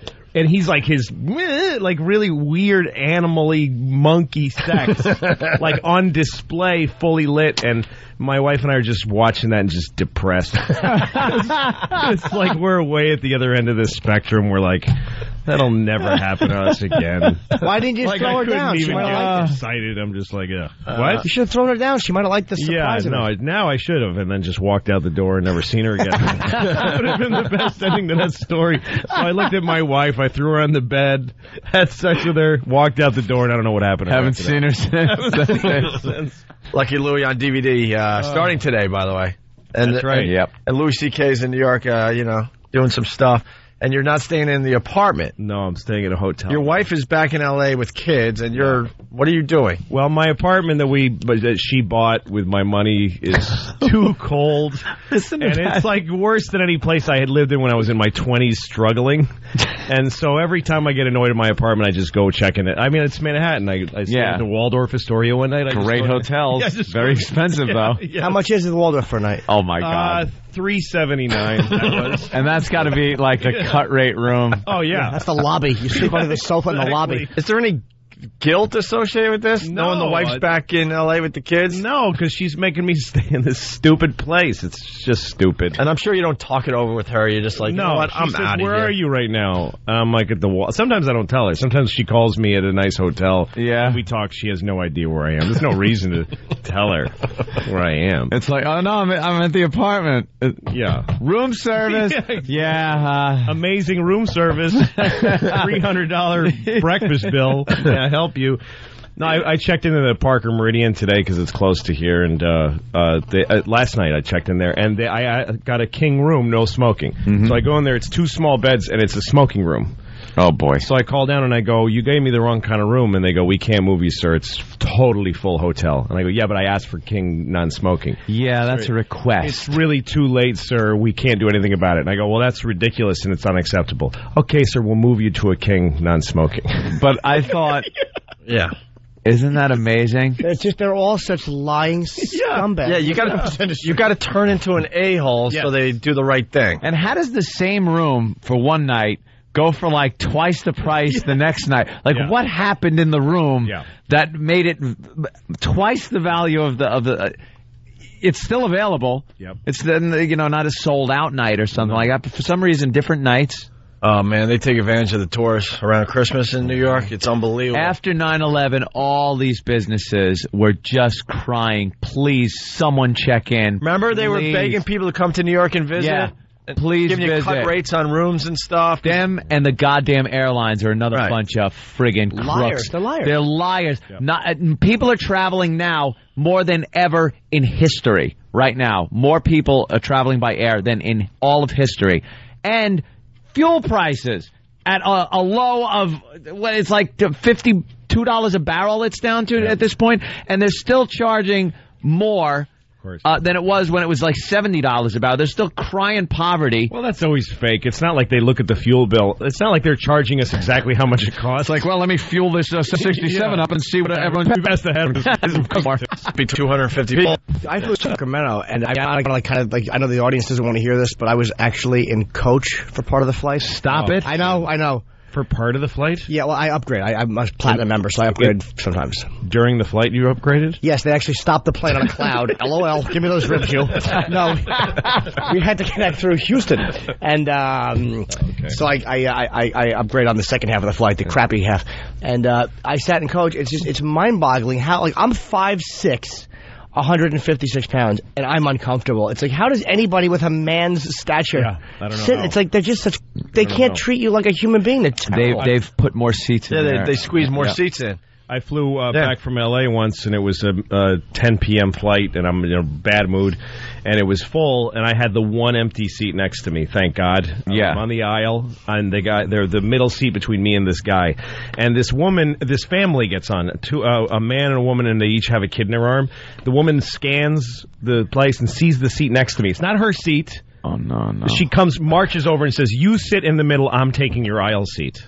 And I'm like, no, this is my assigned seat. Well, that's an open seat, and you sit in it because I have a child. Ew. And I go, well, I travel with my kids all the time. I had never made anybody move. I don't think you can't just make someone move because you have a kid. And she goes, fine, then I'm going to sit in the middle seat next to you, and you're going to have to deal with me and my kid getting up through the whole flight like that. And so I said, I'm getting off this plane. I'm just getting off the plane. It's just one of those things, I don't care the ramifications. I'm just getting off. You just left the flight. I just picked up my bag and I started leaving. And as I'm going through first class, the woman goes, well, we're going to close the doors. And I go, that woman's crazy. I'm not sitting sitting next to that person. I'm just going to stay in L.A. I don't even know what my plan is. Oh, God, I love Louis And she C.K. goes, just sit there, and points at a first-class seat. Oh, just sit down. 'Cause nice. Upgrade. She needed a fix. You know what you were doing And also. then she served me the whole flight.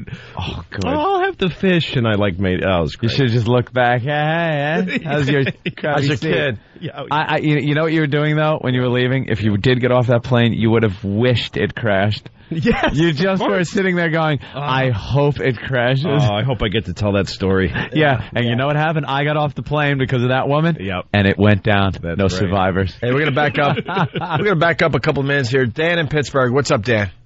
Hey guys, good morning. Good morning, Dan. Hey, Dan. I worked on a job site that was right across the street from a high-rise dormitory. I know exactly what you're talking about with the naked women because it would almost shut the job down. Because you could see every day college girls, different floors, whatever. Every day you'd see a naked lady. Yep. Yeah, a job site naked lady. Yes, yeah, one of the best naked ladies. She's back now, but she's got clothes on. She's got clothes on. Her value as a human has plummeted to nothingness. Yes. People wants to even look. There was a job I was doing. It was a locker room. It was the guy's locker room. Had to do an air conditioning job. So it was tile ceilings that I had to pop out. And then I realized the wall that goes to the women's locker room only goes up to the tiled ceiling. Yeah, Porky's. It didn't go all the way up like a firewall to the actual ceiling. So I was able to climb over onto the wall, make it look like I'm working, and took a piece of metal where I could then poke, it's made out of like a cork kind of thing. I cut it with my tin snips into a sharp point and poked the ceiling tile and then lifted it up. Wow. And I was able to just get a perfect view of the women's locker room. Oh, that's awesome. And nothing got done for days. Because then your like work partners, the electricians, everyone else is on to you. Yeah. And they're all taking turns. Just a bunch of let me look. And it's like, don't blow it, because the guy that blows it is the guy you got to beat up. Yeah. Because he ruined everything. And you're like, did you see that one? That you get like, you give the girls names, Did you see Harry? Did you see her? It's like, but that was like a big part of the job, trying to find and see naked women. Sure. Let's go to Taylor in Virginia. Taylor. Zero attention span. Play the Karen Meyer audio. Oh, damn! My God! All right, we'll do that next. Do you want to know what a shallow ass I am? When I'm flying home, sometimes I'm actually hoping that the next continental flight from that destination to Newark crashes, and like my girlfriend or somebody, not that I want people dead, but my girlfriend hears that the Sacramento flight has crashed and she's worried about me and she's panicked. But I'm on a flight that's okay, and then she's just so grateful to see me and have me alive. Oh yeah, no, I always all those people have to die so that you get a little bit of nice. Hey, she likes me. Like, is that awful? Just so you know for sure that she loves you. No, I used to have when I was a kid, I used to fantasize all the time that my parents would die so that I could go to school and everybody would pay attention to me. And wow! And that I could hold that press conference that kids hold when something happens. Oh. And that my teacher would take me aside if you need anything. What attention whores. That's what I wanted. That's why you guys are in comedy. I always had I had to land the plane scenario. Oh, really? That was when I was a kid. Always. Like something would happen and only I could that 11-year-old kid solve back the there. situation. Yeah. I have a feeling he's the one. Not only that, there were like things where I had to, like somebody had some medical problem and I had to actually like operate on them while on a bus or a plane or something. Why would they go to you, you little boy? Because it was like immediately something had happened. And they needed immediate attention, and I was the only one with the knowledge to do open heart surgery on a plane with a pen and a bottle cap. Before we took off yesterday, they get on the loudspeaker. But we're still parked at the gate, and they go, "Is there anybody on the flight that has medical expertise or a doctor in case of an emergency?" In case. There was a woman on the plane who was having something wrong with her, and they thought she might have an emergency, so they just wanted to make sure there was a doctor on the plane. How about get her off the plane now? Yeah. How about drag her off by her? Absolutely. All right, listen, we're late, and we got to get the Karen Meyer thing in. Oh. So we'll step aside again, and we'll attempt to do it when we get back. We'll try this again. It's the Opie and Anthony Show. Hear what everyone else is talking about. O&A Uncut and Live, continuing the show on XM Satellite Radio starting at 9 a.m. Eastern. Visit xmradio.com to subscribe. It's the Opie and Anthony Show. Right back at it. It is the Opie and Anthony Show. We got Jimmy on the line. Hey. He's calling us Peeping Tom. Shut up. Oh, Jimmy. Jimmy, what's up? Yeah, guys, when I was in the Union, a few guys got locked up. Once you use binoculars, you're considered to the top. Yeah, but we're not looking. We're actually bird watching, and there was birds flying. Exactly. That's right. There was a bird that landed on the rail. And everyone is a Peeping Tom, by the way. Yeah. If it's there, you're going to look. Yes, sir. Bird watching. The birds had left the nest, and we were staring at it. All right, we can do a few things here. We finally got the Ed Asner cleaned up for this side of the Opie and Anthony Show. Should play for Louis C.K. because we started that storyline, and we got the Karen Meyer thing. As long as we handle it nicely. Huh? As long as we handle it nicely. I don't want to poke fun at people who are hearing impaired. Don't. No. Well, the Ed Asner thing is... good egg. It's quick, so why don't we do it? Because all right. we started the story earlier. It was... do that fast. We were at a poker tournament. We're never getting to the deaf woman audio. We might surprise some people. We were at this poker tournament in L.A. Anthony's playing poker, and it was up to me to just run the ship without him, and all hell was breaking loose around me. Mm-hmm. And, Ed Asner was on our show because we were getting top-notch guests that day. Top-notch. And he was really, really boring, so it was time to try to get him off the show in a very, very professional way. So let's go to the audio now. You trying to get rid of me? Yes. What are you doing, Ben? Ben, sign language. What's the sign language? Ed, that's Ben, and he's our producer. And he decides when a guest is getting a little too boring, and that was the sign that... What the gives and more disrespect to Ed. We're having a good interview with Ed Asner. I can tell you, Anthony, that's the last time I'll ever be on your show. There. No, that was Ben. I've suffered your insults enough, and I certainly wouldn't come back again. I'll be glad to talk to you about the Columbia documentary some other time when he's not around. Can I talk to you, Ed? I'm a big fan. I love you. Absolutely. Thank you. Be sure that he's not in. I don't. He does this all the time. I'm a big fan. We're very happy to have you on the show. He's a destroyer. He's a destroyer. He's like Gordon Gekko. He builds nothing. He liquidates. He's filthy. He's greasy. Yes, he is. I don't want to smell his shorts. He's a Sven In quotes, I don't want to smell his shorts. Ed Asner. Bravo. The great Ed Asner. Thank you, sir. Very nice to meet you. Thank you very much. You're a destroyer. He calls you a destroyer.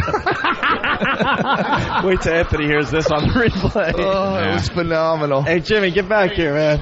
I start sweating. Ed, no, come on. Give me a handshake, please. Dude, Ed Asner just said Oh, that's phenomenal. Well, because then I'm like, all right, come on, just shake my hand. As he's walking away, he goes, go F yourself. He cursed you out. Basically what he said. Go F yourself.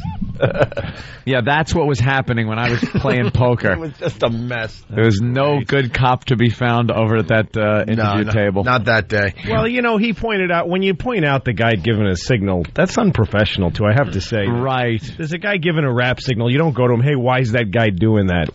This is all an illusion here. Don't be a jerk. You don't point it out. No, it's like comedians on stage when there's when you need a comedian, if you're hosting a show, you need a comedian to get off stage, you give him a little signal. It's just part, and then the guy sometimes will look over, oh, you want me to get off stage? I'm off? Yeah. What, am I running too late for you? I'm trying to get the crowd to go, no, let him stay. All right, I'll stay. Sorry if the crowd was enjoying me and I was decided to... get off. Get off. Patrice. All right, Karen Meyer.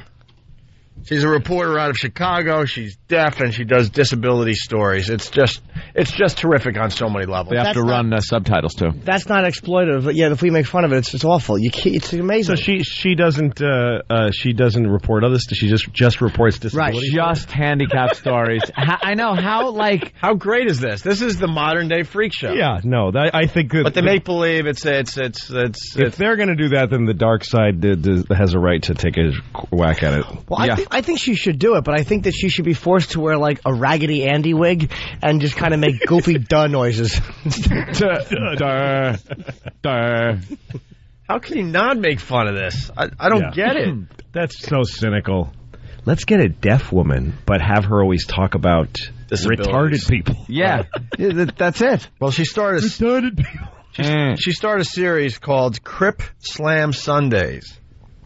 We don't know what that is yet. They're live performances by people with disabilities, and they use their disabilities or talk about their disabilities. Still have no idea what it is. All right, well, let's listen to the audio. Here's Karen Meyer out of Chicago. The theater marks the return of Crip Slam Sundays. This is an innovative series of live performances by and about people with disabilities. Karen Meyer joins us with more. Karen? Put that stuff up. What? I mean, come on. Oh, my God. Yeah, they run subtitles underneath because how are you understanding that? Yes. You can't understand her. Yes. So why not just run the subtitles? It's the news, and she's on. Why is she on it? No, that's just they're exploiting her. She should only be on the news. They should pan to like a body in the street with a sheet over it and a stop sign that she didn't see that she just waltzed through, or a don't walk signal like being shown. You could still see, Jim. No, but you couldn't hear the horn beeping. Right. Okay. The car barreled out of Sure. Useless. And about people with disabilities. Karen Meyer joins us with more. Karen? Put that stuff up. I can't get past that. Dummy. Did you call her Stuffy? Oh,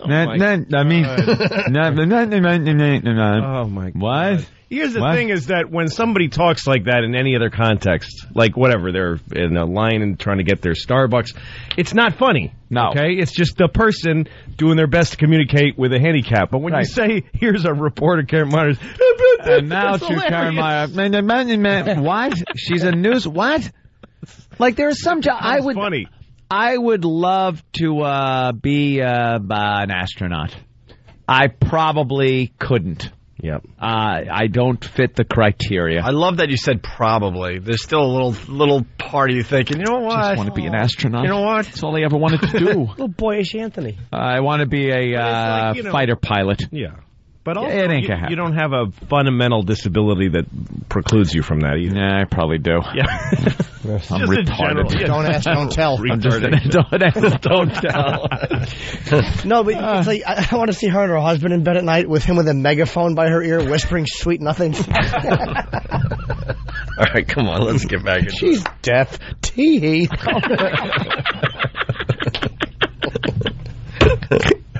Her ears don't work at all. Oh, they're awful. They should have police tape across them. There's a crime committed by nature in here. Karen Meyer joins us with more. Karen? Put that stuff up.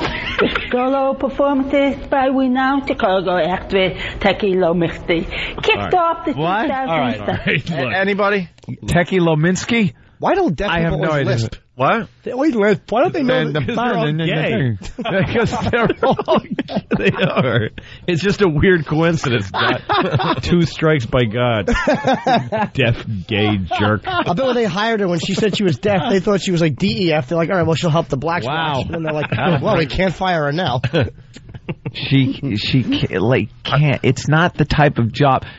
It's great. A lot of people probably want to be newscasters. You know what? If she pulled it together and you could understand her, even then it would be like, all right. She pulled it together. She's a really good reporter. Yeah. She seems to really dig in and get her. She got the instinct. Yeah, but there's no. They're distracted at that. They're doing it for shock value. Yeah. Period. Put that stuff up. The solo performances by renowned Chicago actress Techie Lominsky kicked off the 2007 series of Crip Slam Sunday with a hilarious tour in a hot springs commune in Northern California. That is clothing optional. When I first got here, all that was going through my head is, all I heard was clothing optional. Yeah, you know, I guess what you're about to hear is a woman that's 3'5" and she has no problem getting naked, possibly on the stage, and then making fun of her body. I guess. Something? All I know is the newscast is hearing optional. You know, the other thing is, too, like, if it's supposed to be uplifting or, break a barrier for deaf people can't hear her either. Yeah, they're not being inspired. No, they can't hear it. I wish I could be inspired by this, but I can't hear a thing. If every deaf person got their hearing and listened to her, they'd go, please get her off. She's embarrassing us. This is terrible. So the hearing, only people with hearing have to suffer that, and no one benefits except for the guy who runs that station who thinks it's funny is like we do. Has a gag. Yeah, it's his gag reporter. Well, the deaf people, because they lip read a lot of them, and they're probably watching going, who is this lispy, mush-mouthed idiot? Oh, because she not talks. What is she? Because there are deaf people that, you know, can speak. Yeah. She's not one of them. Out of all, if you're going to have a deaf reporter, they probably audition people and they're like, she doesn't sound deaf enough. Not like deaf somebody enough. came in with really good. Perfect one. Yeah, but kind of like sounded too not deaf. Yeah. And they should have like the people with the Hubble telescope in their ears, hearing aids. You know, like big hearing aids, and then you could pull it off with the talking. Yeah. You obviously know they're deaf because of the hearing aids, but they can communicate. Right. This woman, I don't. Does she have hearing aids? She sounds awful. That's why she. Because that's what always amazed me too, is deaf people with thousands of dollars worth of hearing aid equipment and they still can't hear. It's like, why are you walking around with that? You just want to walk up and bang cymbals next to their ears. Yes, you're not hearing Watch this. them not react. All right. Let's get back to it. So this performer, she's 3'5" and she's naked, I believe. Ew. All that was going through my head is, these people are normal. A little saggy here. If her parents knew, you know what would have been going through her head? A hanger. 3'5" as an adult, just buried alive. That is clothing. Poor little feller. When I first got here, all that was going through my head is, these people are normal. A little saggy here, a little flabby there. Different. The 3'5" tall actress is sharing her personal feelings about her body image. Right. How I was able to take off my clothes and feel good about myself. Some kid stole the clothes for her Barbie. I thought that it was going to be really weird because I'm different. I have a disability, so my body is different from other people's bodies. And then I realized once I took my clothes off, that put us all on equal ground, and the whole thing is really about it made people our vomit. souls and what's Not the ground being equal. That's the problem. It's the tops of your head with other people's knees. Do you know what would be great is in the middle of that interview if some foreign maintenance man just walked in and just picked her up and opened a trash can and put her in and walked out while she was talking without any anger or rancor, just because throw her away because it's where she belongs. Just very matter of fact. This needs to be done. Whistling, he ignores the camera and the lights and the person holding a microphone and just drops her in the garbage and walks out. That put us all on equal ground, and the whole thing is really about our souls and what's inside and not our bodies at all. Yeah. Except for your body is the part people have to look at. Exactly. Yeah, that's the freak show. Yeah. Because if you're getting up on stage and you take your clothes off, you got to be either a hot chick for people to be interested. Hot chick at a strip club or something.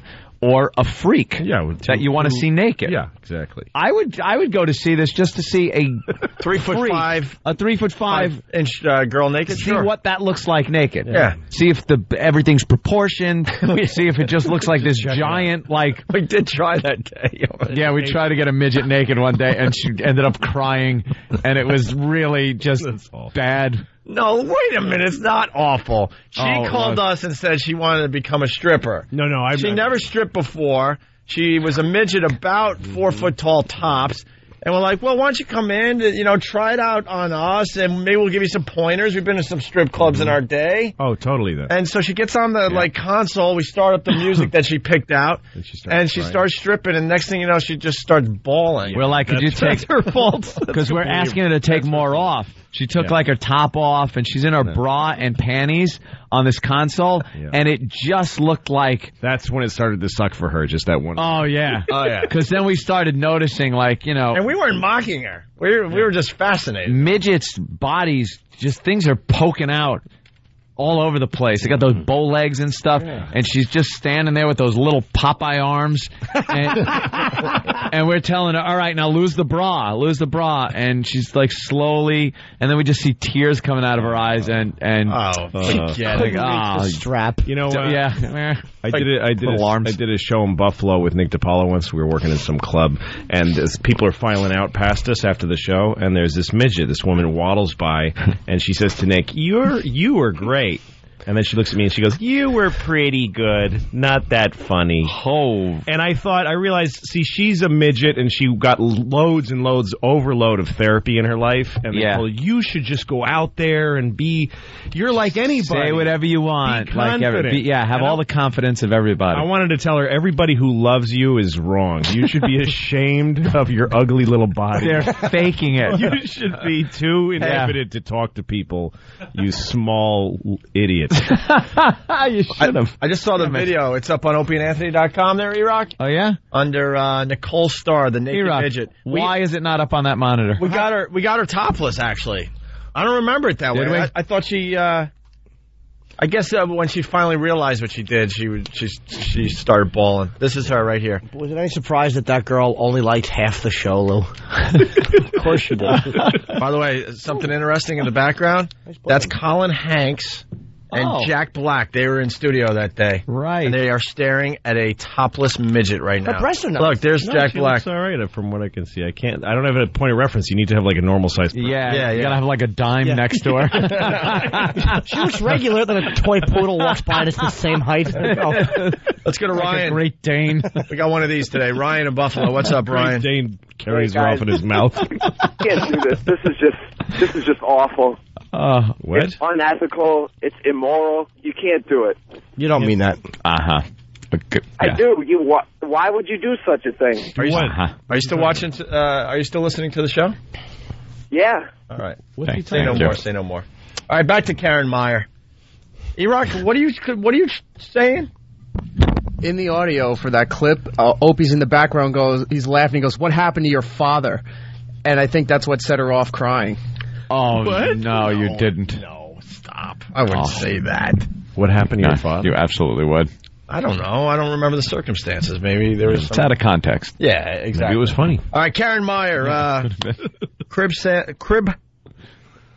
Slam Sunday started last year, so more info on this showcase she does. The idea of having Crip Slam Sunday started last spring after Bodies Divorce, the Disability Arts and Culture Festival. Sandy Shinner is the Associate Artistic Director. What? Oh, Associate what director? What? She's got an ugly voice. Like you can hear the mustache in her voice. It's like an ugly voice. Just in every way, if you're picking someone to broadcast, this is the wrong person. What did she say? Associate. Sandy Shinner is the Associate Artistic Director. Oh, the spit. We didn't want it to just fade away after the Bodies of Work and the huge push that had been for that festival. So we wanted to extend the events and hopefully extend the audience and bring them into Victory Gardens around the calendar. Techies Clothing Optional is the first of 4 series scheduled for this winter and spring. We hope to have maybe 5 events each year with different performers, different readings, different artists coming and talking about their work in different... The applause in the back is when the girl put her clothes back on. Finally! What's with shit? Like, why so much... I don't know. Is it saliva or just earwax that had nowhere to go? Nothing to do? The thing is that just backing up.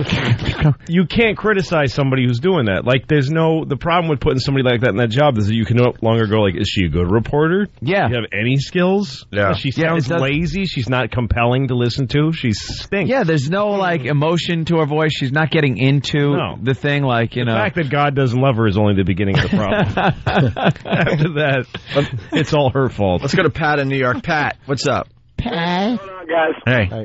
All right, I got a great spin on this. You should have the interns try to translate what she's saying without the subtitles. Well, that's not a bad idea. How funny would that be? Yeah, if you listen to her a few times, you can kind of get the hang of it. Really? A little. There are a few words that are impossible. Well, you don't have that like associate and director before. You don't have that option when you're watching the news. No. You know, it works even better. People that can talk. Yeah, people that can talk and actually be reporters. Right. It's just showing the rest of the reporters too. Like, wow, that I really don't have a job that. is worth anything. Why doesn't Karen Meyer get a job like working like in Madison Square Garden, setting up like the things that they have to wear their earbuds for so they don't get anything you need ear protection for? Yeah. She can do and save the cost of the ear protection. She should work next to a jackhammer. Jackhammer, dynamiting mountainsides for highways. Yeah, if that's a tarmac, she should be waving planes, and they would have to waste money on those things. Imagine how weird that would be. You look out the window and go, wow, she doesn't even have those orange little headphones on. She's just waving the plane in. Yeah. Of course, another one's hitting her because you can't hear a 747 come up behind her. It snuck up on me. I bet it did. Let's go to Chris in Jersey. Chris. Yo, what's up, guys? Hi. Hey. Long time listener. Yo, that last caller that called up and said he was offended by what you guys were saying, he's probably a midget, number one. And number two, this is the funniest friggin' show I've ever listened to on the way to work, man. You guys suck. Thank you. Spread the word for us, will you? That's how the ONA virus works. Thank you very much. Let's go to Jared in the Bronx. Jared. What's going on? Hey. Just a quick question. When she talks, is it like that bouncy ball on the bottom to translate the road? Follow the bouncing ball. Follow the bouncing ear. Just an ear with the red circle and slash through it. Just bouncing on the word. All right, we got the last clip here for today. Karen Meyer is deaf, and it makes me laugh, whatever that means. We'll find out, I guess. Quip Slam Sundays is part of the theater's Access Project, which is responsible for making the theater accessible for patrons with disabilities. We want to make sure that everyone can come. Yeah. Anyone with a disability can come and enjoy the Crip Slam Sunday presentations. The sun's out. Oh, come on. Take off that swimsuit. If I can do it, you can.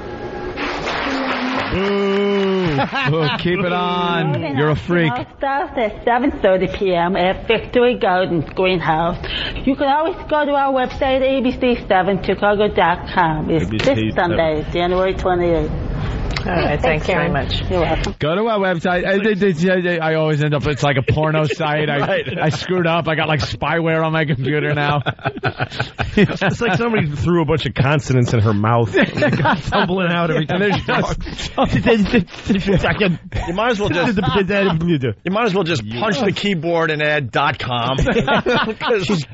Because that's about what she did. She said. Right. Gargling with alphabet soup. Could you say something of substance, you silly goose? And the reporters, the other newswomen, they seem bothered coming out of that story. Like, thanks, Karen. Thanks, Karen. When is this gag going to be over with? Who wants to watch a 3'5" woman naked? Pedophiles enjoy that lady. She's terrible. All right. Like I said, freak show factor, you would want to see that, but there's no artistic thing going on where it's like, wow, people are really, like this woman's delusional. She's like, wow, I'm so confident, and if I'm naked up here, it shows that, look, we're all the same, and we have, no, it's sitting there going, I want to see a freak naked. That's it. The value of naked people on stage is very basic. Yeah. There's no nuance to that. Yeah. No. You're either, aroused or laughing. Or laughing hysterical. Right. You're not learning. You're not learning. Yeah. My mind is just broadening with that naked midget. Fantastic. I'm learning something about myself here. Yeah. We got a request coming in from Craig in Florida. Craig, what's up? Hey, how's it going? Just love the show. Yeah, I just want to hear you guys do David Caruso do a Karen Meyer. Karen Meyer style / David Caruso? Yeah. Let me think here. I have no idea what to say as Karen Meyer. Doesn't have to make sense. Oh, Mephank, it's not but all right. As good as you get. We'll play What Did We Learn on the Opie and Anthony Show. You little parrot. Maybe get into Tyra Banks a little bit. Don't forget Lucky Louie on DVD starting today. Get it. Louis C.K. in studio today. It's the Opie and Anthony Show. It's the Opie and Anthony Show. The Opie and Anthony virus. Ooh.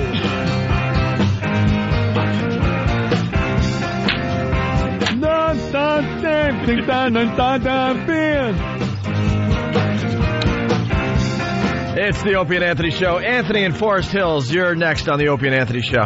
What's up? Dude, you guys, that was the funniest thing I ever heard in my life. But listen, at the end of that bit, the funniest part of that bit was when she returns it to the newscasters, and it's almost as if the newscasters picked up the jellyfish, and they were like, oh, thank you very much.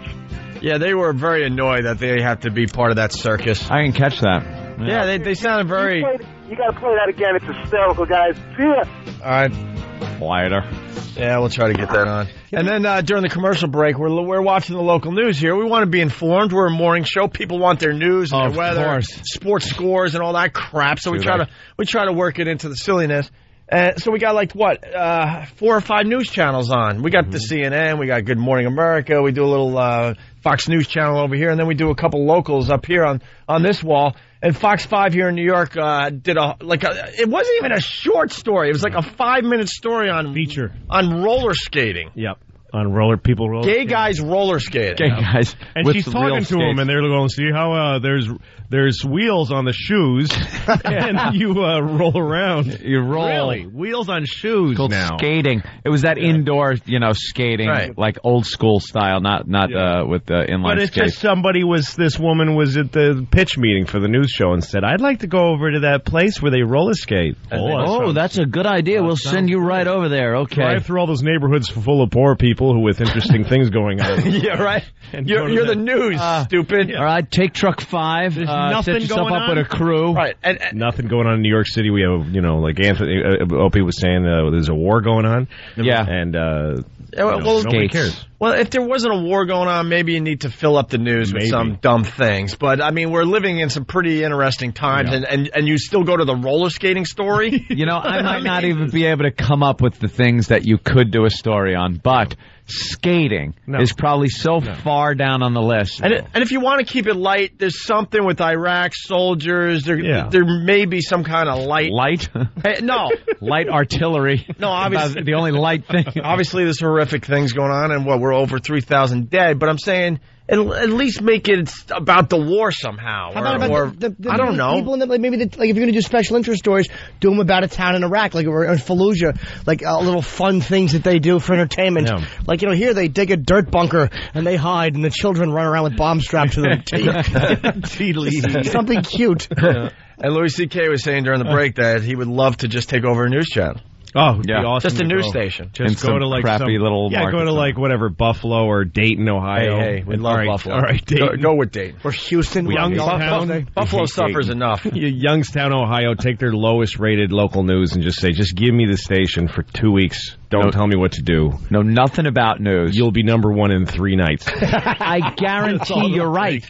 You're absolutely right. If you had no regard, but you have the same equipment, you have vans with satellites and all that ability, stuff. And press passes. Yep. Like we're gonna, wherever you want to go. We're going to go to the city council meeting and just shout, shut up during the entire, whatever it is. Yeah. Or just cover, just go to somebody's house, a random house, and say, we're doing a week of features on this person, and just bother them. A week? Just bother them day after day after day. Now we want to talk to you more about what happened when you were in high school. Nothing happened. At least that wouldn't be faking that you're making a difference and informing the people, because this is just entertainment. Yeah. And that's all it would be. No, it's even worse in small town. Like, I live near Albany, and I get the Albany local news, and everyone's doing the same story about some guy who moved into just broke into an old lady's house and basically lived there, raping her, eating her food, and watching her TV for 3 weeks. It's great. And then finally somebody came to visit her that didn't love her enough to come 3 weeks earlier.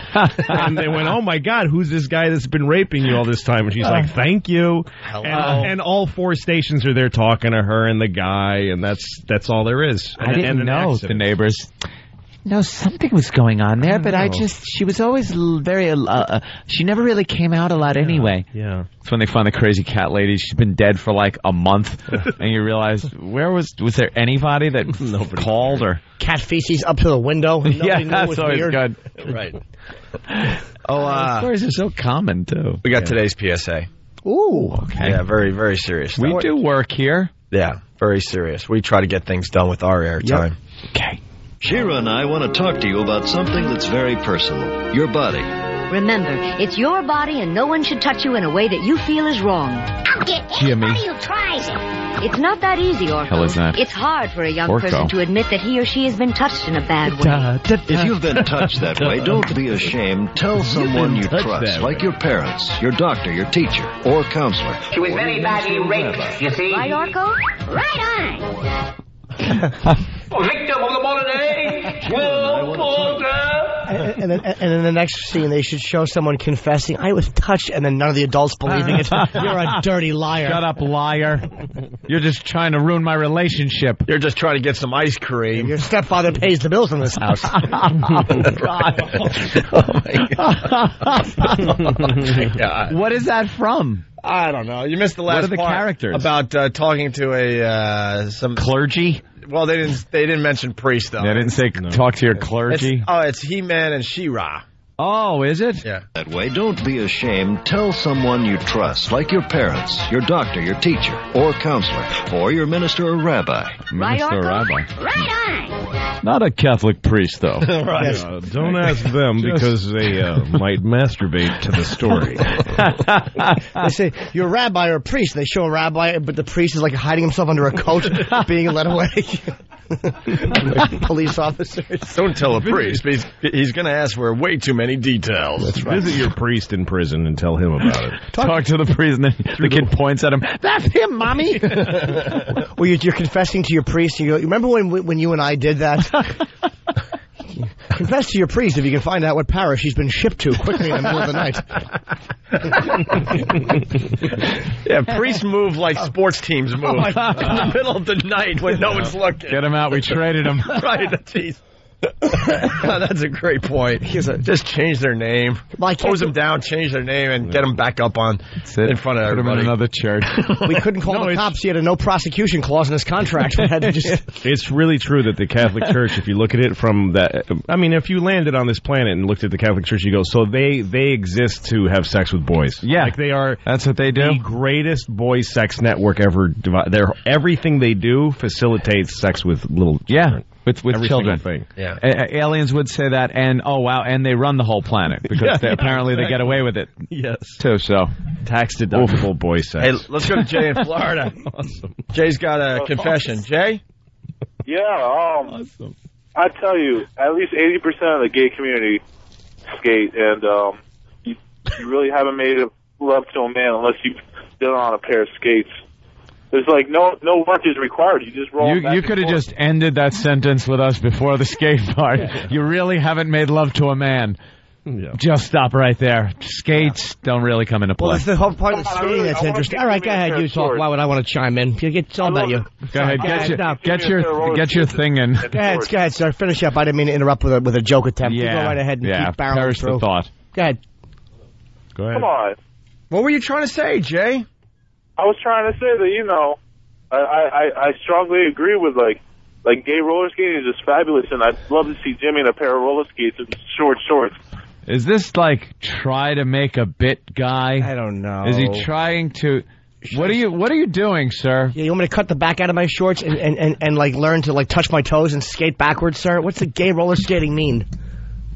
You're obviously not a gay roller skater. I'm on my way to work here. I really am. Do you realize that we almost had a perfect radio show? Wow. Almost. We're so close, and then your call. Right. It's going to go into the books as a 99.9% perfect show.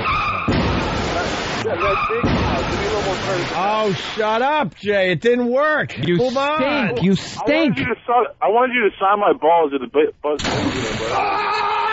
You stink. Good day, sir. Good day. He's getting dumped out of. Stupid Jay. He's getting dumped out of. He just, didn't get dumped, just should have been dunk. We were hoping was a dump. We were hoping to give the people one last laugh before we got out of here. Yep.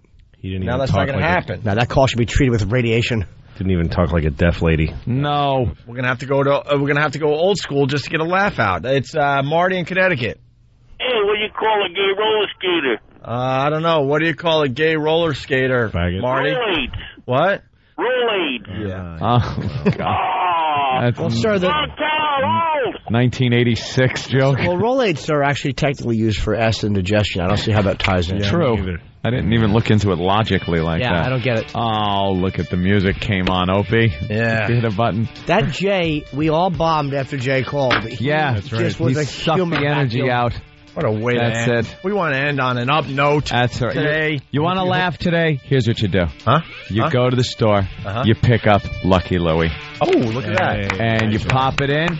And you've seen an episode. You go, oh, okay, let me watch it with some commentary. That's what I do now. That's right. Very good. I'm not a good plugger. I just go, that's right. It's terrible. Louis C.K., thank you. Energy. Thank you. We got to get out of here, guys. All right, we'll see you on See you XM tomorrow. side. Yeah, and tomorrow here. Sure. Yes.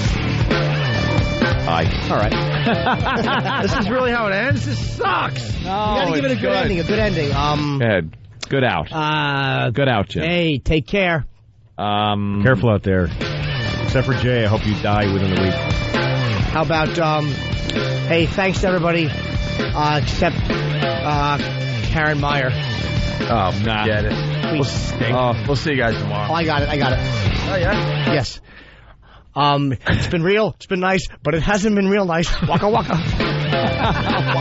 See you tomorrow.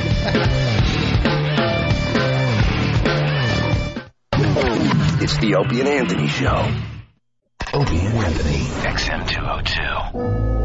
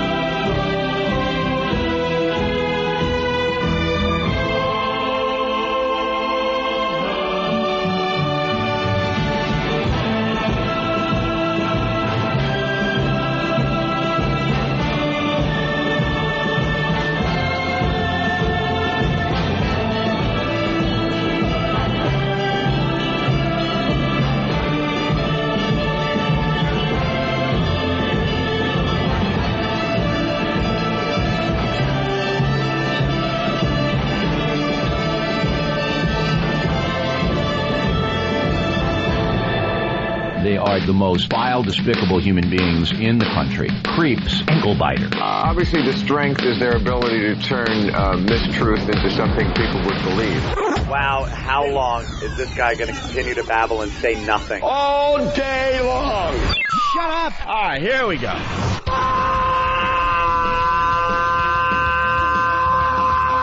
Welcome to the Opie and Anthony Show. It's worse than I imagined. That's terrible. I'm sorry. We are a bunch of dopes. I think we're lewd. And we're probably pushing 20 arrests because of this radio show. Out of touch cornballs. 3 retards. We have the effect of Tylenol PM. Opie.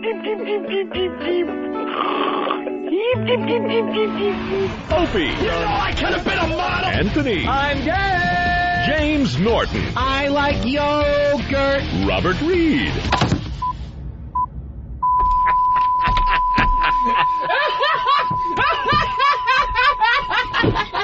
But enough of this palaver. Let's get the show on the road. La la la la. See if they get this right. Just send someone out for the Vista. Oh, you getting the Vista? See if they get it right. I bet they don't. Nah, they'll get it right. There's 18,000 different versions. So you guys don't do a walkover anymore. You play a 15-minute bit, and then EOG, what's that, elite speak? Oh, Ecstasy of Gold for another 10 minutes. Why even do an XM show? It's obvious you only care about the FM show. Right. Okay. Yeah. There you go. What's his name? Eric L. Dainsy. Who? Just another uninformed dope. Oh, God, are you an asshole. From Whackbag. Whackbag.com. Is he? Dainsy. Is he really? Probably not. So, if we're just calling in the XM show every day, don't you think we're going to be in deep trouble with our bosses at XM Satellite Radio? They're very happy with what we're doing, you dope. You think we're so great at radio that we can just call it in and no one's going to notice and we're not going to be thrown off the radio eventually? You dope. Because of him, I suggest, and I mean this, we do a call-it-in show today for XM. Oh, fuck. Here it goes. I'm not doing shit. I'm going to fucking relax and not work like I do every day when I come in here because that cunt has just accused us of calling it in. Let's show them calling it in. Here's calling it in. What do you want to do? First of all, I'm not even going to be professional on the mic. I'll just go like, what do you want to do today? Jimmy, did anything happen? I want to promote Houston this weekend. Okay, plug a gig. I'm doing the improv. There you go. That'll be great radio. This Thursday through Saturday. Don't let your real, and I'm serious, your professionalism will jump in and Opie will go, no, we got to do a show. I'm fucking serious because of this cunt rag. I don't want to fucking do a show. I'm sitting here and just... No! There we go. No! Yeah, that's a joke, son! There's phoning it in. Get Aristotle. There you go.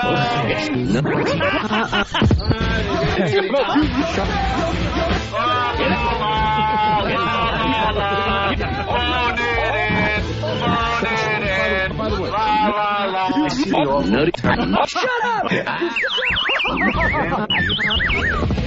There you go. Only another hour and fucking 40 minutes of this left. You can keep doing it. It'll be great. It really was. It would be great. All right, that's our first break. Now let's take a fucking commercial. Because we're phoning it in. We don't do commercials. You dumb fuck. You stupid fuck. See what you did? Look what you do now. Look what you fucking did now. Fucking idiots. His mother has two holes and shit comes out of both of them.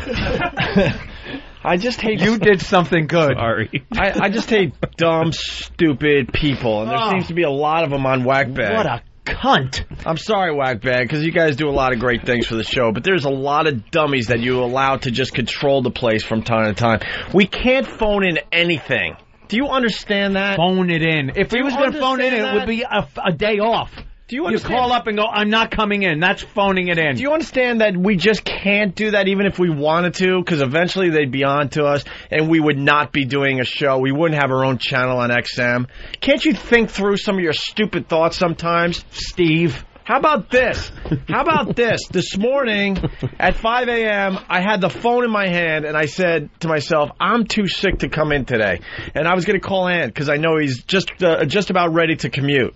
And I'm like, all right, I'll even save him the drive instead of getting the good news when he gets to work. Yeah, that would. And then I'm thinking, you know what? We're not in a position right now to take any days off. We took a lot around the holidays because of shit that was happening with Jay Leno and doing a speech for the big boss and then taking our normal vacation. I'm like, fuck, I am really sick and should have just taken today off. But I know we just can't in the overall scheme of things. So I dragged my ass in, and then I said to Anthony at the other office, I'm like, Ant, would you mind if I just went home after the first part of the show? Because I really just need to rest and get myself together before this turns into like a week of being sick. And then something got to me, and like, you know what? Fuck it. We'll do the second half of the show. So then they decide to help me out personally by playing a longer bit that no one has heard in probably 5 fucking years. Right. And this Dainsy has to fucking go with the old gag. You know, they're calling it in bit. Calling it in. Good job, you douchebag. And no, I'm not starting to promote FBA either. It's the same animal. You people think all these. It's fucking. You know what? FBA.com, the full-blown AIDS site, and Whackbag alike. That stupid Star Trek episode with the guy with the half white face and half black face, and the half black face, half white face, Frank Gorshin, where they're fighting, and then they ask him, what are you fighting about? You're both half white and half black. He goes, but he's half black on the left side, and I'm half black on the right side. It's the same fucking thing. You can go there, too, and see other shitheads fucking with the same input. By the way, the XM show has been better than the first half of the show lately. And then, you know, by a week or two will go by, and the first half of the show will be better than the depending on them. But no, that's just how it is. It's how the show goes. And then they're like, oh, they're paying more attention to the FM. Oh, they're paying attention to the XM show. No. Oh, they're giving up on this. Oh, they're phoning this in. No, we have to pay attention for 5 to 5.5 hours a day, depending if we're staying late or not. Guy's infuriating. And then you get other guys, why don't you go until noon? Because we don't have to go to noon. They want us to go to 11. When we go past 11, that's because we're having fun or we're trying to get something done before we go home. I'll get a real fucking job if I want to work that many hours. Yeah. 5 hours a day is a long show. Some sympathy here? I doubt it. Dainty, you're a piece of shit and you know it. Yes, you are. You're a piece of shit. I have a question for Steve. Use your fucking brain. Raise your hand then, Jimmy. We can't call in anything. Steve's ever. busy. Steve, call on Jimmy. He's raising his hand. I'll wait till we're done. I have a question for you about somebody pointing something out to you. That's all. All right. It was a humor remover. That's why. Oh. What were you wearing on your back before? Microphone, please. Microphone. Why would he have a mic? What was I wearing on my back? Why would it be on? Why would it work? And now once it's on, we're like, why was that turned on? Why is he speaking? I believe I was wearing a Post-it note. On the back? Said what? On the back of my leather jacket that said gay police. No, yes. I didn't put it there. I just saw it. And as you should, I found it amusing. It's funny. But now it was on during the elevator ride and everything. What happened to that thing? It got pulled off by Poe, I believe. Fuck it. Why? You see? Oh, boy. Why? I don't know. Perhaps he was being considerate. That's what I was... Why would you inconsiderate to people do that are laughing at you, though. I didn't like. As inconsiderate. And what is the good of the more? Why would you remove a gay police sticker from a gay cop's back? Wait, hey, no. You never passed the police test. Paul, why would you do that? I caught part of it, so I didn't know if Steve had seen it. Did you pull off a Post-it off his back? I just saw like Karate Kid music. I just saw Steve walking away that said "gay police" on his back. Yeah, I found it very amusing. Hysterical. Now it was funny, and it was on the whole elevator ride up and everything. People saw it that didn't even know, and the walk over. And even if you saw it after 3 times you've seen it, it still made you go. Of course, it's funny. He's still a fan. Still with the police man. Gay police. Why would you take it off his back? It was great. It was funny. I loved it. I laughed also. So why'd you take it off his back? Yeah, I thought it was one of the guys that did it. I didn't know. Who did it? I don't know. I didn't do it. Well, dude, it doesn't matter if an intern did it. One of the guys did do it. I'm sure it wasn't actually the police commissioner. He didn't give him an honorary sheriff's assistant. And it's a weird way they do it secretly. Yeah. See, that's one of those jokes that doesn't really have a time frame. It could go for all day long. Yeah, really? All day long. Yeah. Well, it's almost like you don't want to run up and go, "Hey, fella, you almost got kicked. Look at this sign on your back." You kind of wanted to keep it on. Get kicked all day. Wonder what happened. Yeah, I was like, why would he take it off? Like, I didn't know why. I wasn't angry about it because I saw it and laughed at him. But I'm like, one of the guys probably did do it. Maybe probably Travis or... Of course. Or fucking was it Sam? Sam. Of course it was. He's evil. Yeah. I can't take credit for it this time. Was it Travis? It was Danny. It was Danny? Danny did it, I think. Danny. There was a guy on the elevator who, when Steve walked off, said, I didn't even know there was a gay police without even talking to him.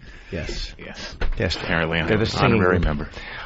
So what happened? Your handwriting is awful. I can't read that. I don't know. That's just my nature. I try to help as much I as know I can. you're a protector. We Protect get and it. serve, yeah. No, but that's weird though, because it wasn't like that's almost like someone. If someone said 2 Jews walk into a bar, he'd walk in the room and go, "Well, who do they lease it or own it?" All right. Well, I just want to get to the bottom of it. I didn't know why. High doses of Post-it glue can be toxic, gentlemen. I was saving him. All right, Paul. And I have. Thanks for making the show safe. I have. Jesus. There he goes.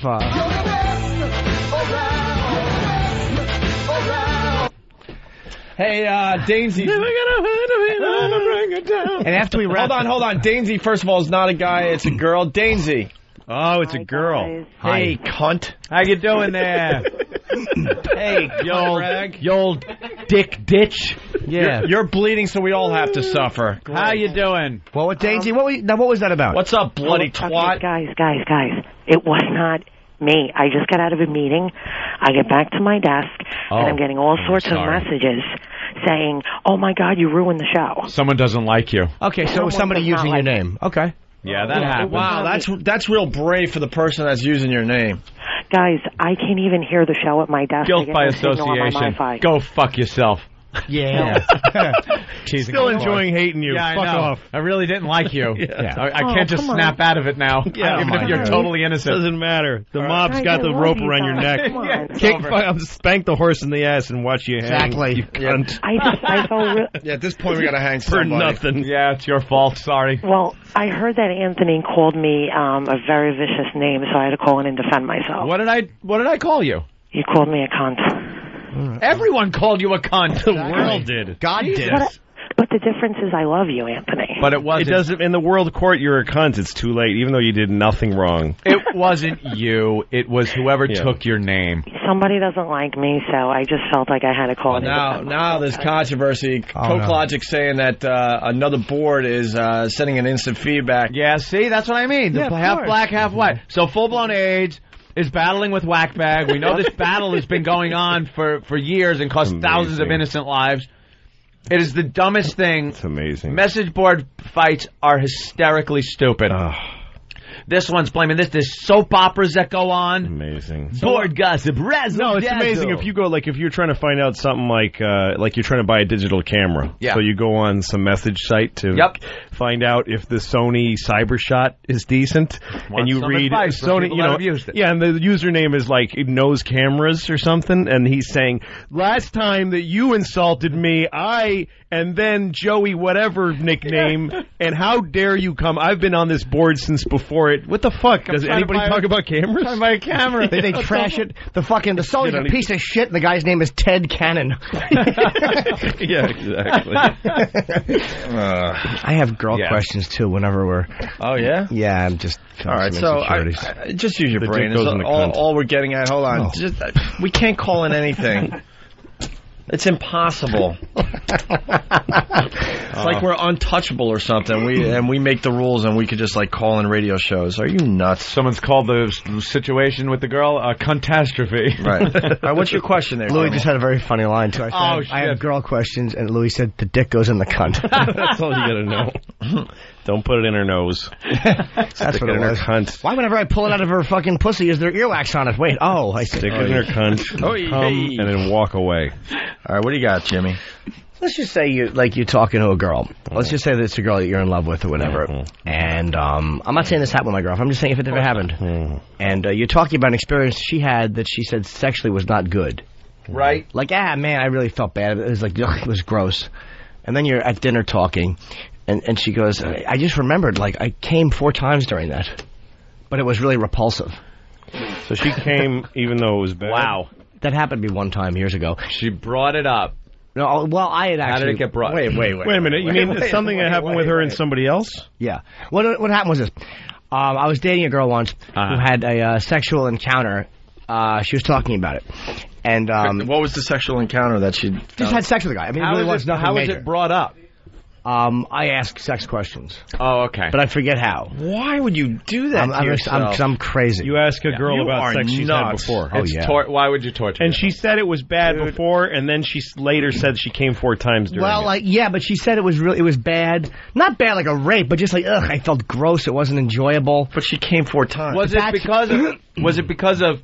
I know you don't want to get into specifics, so we'll go... No. I see how far you want to go.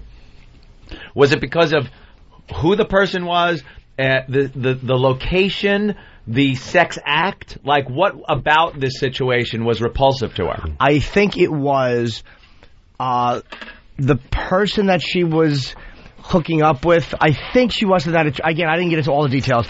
I think it was like someone that she wasn't that attracted to, but just kind of liked as a person. I think it was more like that kind of vibe. Like, it wasn't... It was completely consensual, but it was like, it wasn't any type of... Negro. It wasn't like a Negro. No. Just thought I'd throw that out there. No, don't put that thought in my head. No. It was just like that, and it wouldn't have been a big deal if she enjoyed it. It was like years before we met. It was nothing. So what's the problem? My question is, it was not really a problem. It was like, it was really gross, and then like we were talking about something. How much later? Did hours go by or days go by? Oh, like weeks. Weeks went by. And then saying I was reading something, I wrote about it at the time, like kept like a diary or something, and goes, I came 4 times. I didn't even remember that. Like, I didn't remember that happened. So she remembered it being gross, but then looking back at her records. Her records of the fuck. I went to the Hall of Sexual Records. It says here I came 4 times. I'm so surprised. I remember hating that. She's still saying she's like, maybe you don't understand, but it was like, to me, it was like a weird reaction. It still wasn't a sexy experience to me, even though I did. Like, I kind of believe her, but here's my question for you: Is this are you? Does this concern you, or are you just curious about More it? Curiosity. I don't know if it concerns me or not. It doesn't. Is it a threat to me? No. I mean, it was long before people ever knew each other. Not you're trying to learn something about your girl. If you're trying to understand. Did you ask her about it, or? I don't know. It's not actually the girl I'm dating now. It's an old girl. Of course. Years ago. Of course. I don't know. It's just fucking sex freaks me out, man. It's kind of he doesn't feel threatened by it now, right? But there's something about it that isn't sitting right. Because you were told it was this repulsive kind of thing like that, yet her coming 4 times in some way makes you feel like you're not doing something you could be coming doing. Isn't always a positive. I mean, I was getting blown by a hooker in a condemned building once. With like a broken window, and I thought I was going to get mugged because she had some weird friend in the next room. It was a really bad situation, and I came, No. That girl later became my wife. That's right. But I'm saying, like, I was even at the time joking with her, and I'm like, you don't, like, just a word of advice, you don't tell the guy you're dating that you came 4 times with someone when the guy you're dating has never made you come 4 times. Oh, I see. You don't... What? You're asking a question. No, I know. That's what I'm not mad. I wasn't mad then. It was you haven't broken that record, that I barrier. don't know what it is. That's what I can't give you a logical answer. Are you sure she wasn't kidding? Why would you ask the... That would be hysterical. Yeah. What a great joke to play on Jimmy.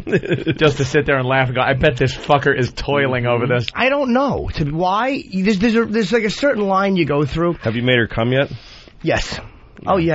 I mean, But not 4 times. Is that really the thing? 4 times by having a lousy fucking time. Yeah, like, I just, it's almost like, I don't know. I'm in therapy now. I went back to therapy, so I'm like going through all this weird sexual questions and stuff. Not like, but just like bizarre, like, what do I like sexually? Like, am I a pervert? Do I want to spank somebody? Do I want to be gentle? Like, I don't even know when I'm turned on half the time. It's like I'm such an addict. I jerk off so much. I'm having this weird stuff with Your therapist sex. can't wait for you to come in. Oh, believe me. I'm late. She's never complained. Don't worry. Sit. You're the kind of patient she trained for. Oh, yeah. I'm a mess. She told me. Everybody else is like, my boss said something weird today. Yeah, Jesus. Right. Get Jimmy in here. I just fucking have a hooker's chat in my mouth. I'm not sure how I felt about it. Is it kind of a... Well, Jim, let's talk. I can't believe you asked the current girlfriend about her past. I know. Wow. She said to me, she goes, wow. She goes, I've never had a guy ask me these questions before. That's and good. a part of me does it, like, part of me does it because... most guys out there would not ask. But a part of me is like, a part of me, A, likes to hurt myself, so wants to hear bad things. But if there's a weird OCD thing I have, which you'll get, it's like I almost feel like it's dishonest. If there's a fact there,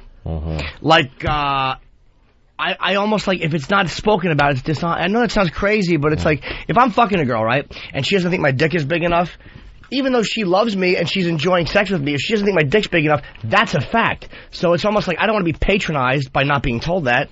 Like, do you understand what I'm saying? Like, that's all problems inside of your brain. You're probably right. If you're fucking a girl, oh my God! All right, this is Jim's brain. Okay, he's fucking a girl. What you should be thinking of is, pussy around my dick. I can't wait to come in her stupid mouth. Yes, that's all you should be thinking. But you're thinking, I know that deep down inside she thinks my dick's not small enough, and if she would just tell me instead of this facade. I'm screaming while I fuck her. You're out of your mind. He probably puts it in and looks for this reaction. Yeah. And if he doesn't get it, he's thinking, is my dick too small for this girl? My dick's too small. And she's not being honest and telling me. And his ideal situation would be for her to go, Jimmy, your dick is just not big enough for me. And you'd be, the honesty, thank you. No, but I'd be devastated. Like, of course you would, that's what I'm saying. You're digging in her subconscious mind and in her past for something to bum yourself out with. Yes. You have a beautiful girlfriend that is funny and that loves you. Yeah. And you're looking for some shit. She told me that, You're looking for some crap. Yeah, what are you fucking looking for? She said, and I quote, why won't you just let me love you?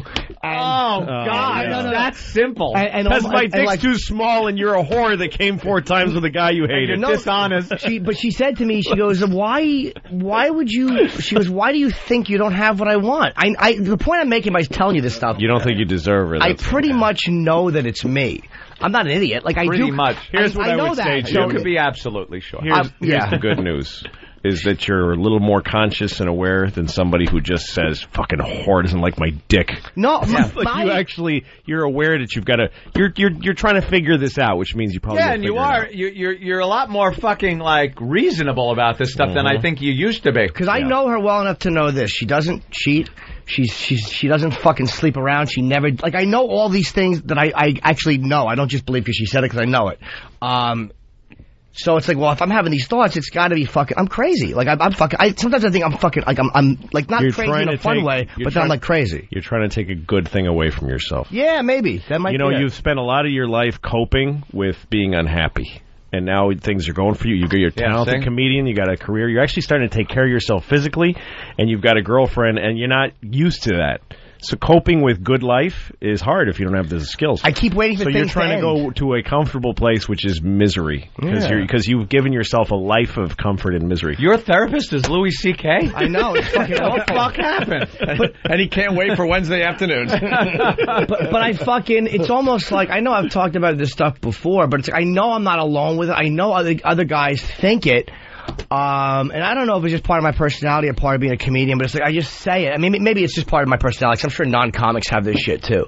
Yeah. Like a friend of mine told me he used to bang his wife, and he would want her to fantasize and talk about other guys. And like, a way I can understand that, in a way I can't. Would I want to watch my girl fuck another guy? Absolutely not.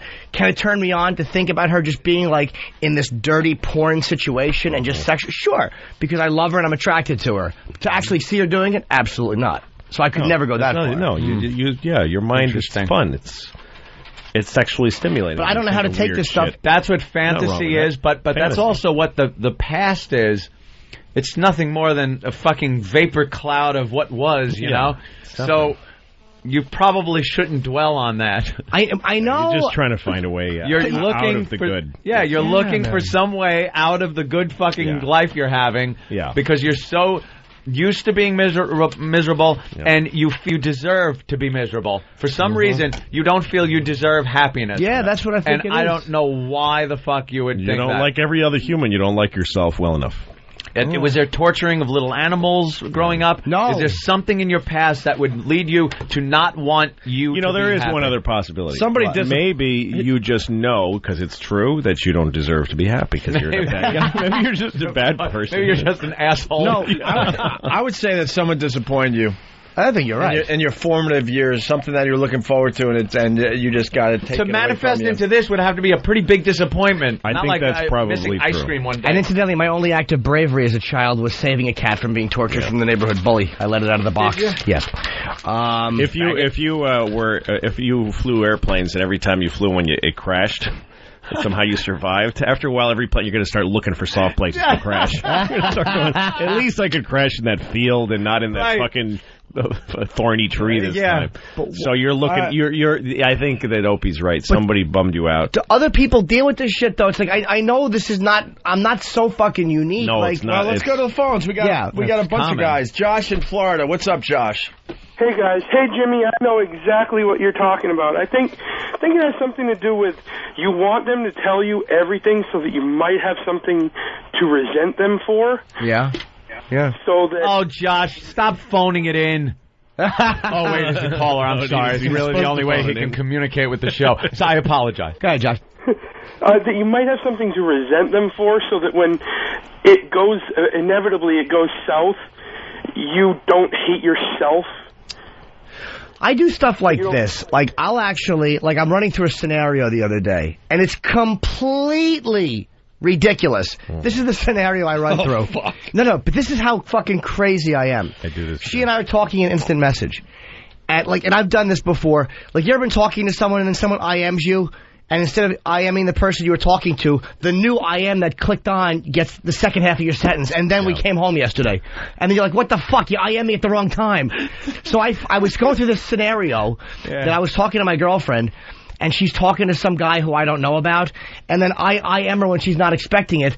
And I get her IM meant for somebody else, and it says, well, he's going to Sacramento this week. Maybe we could see each other Saturday. And that could be anything. Right, so you just make that up. And then you enjoy, and then you get mad at it. But not even as a fantasy. It's just like the way you run through a race or something. Yeah. You run through something in your head, you play it out. But yours comes out into real emotion. Actual emotion comes from this fantasy. No, it's like the Groucho and Duck Soup. Groucho Marx Thanks for taking my point seriously and fucking relating it to Duck Soup. What's like Daffy Duck said when he...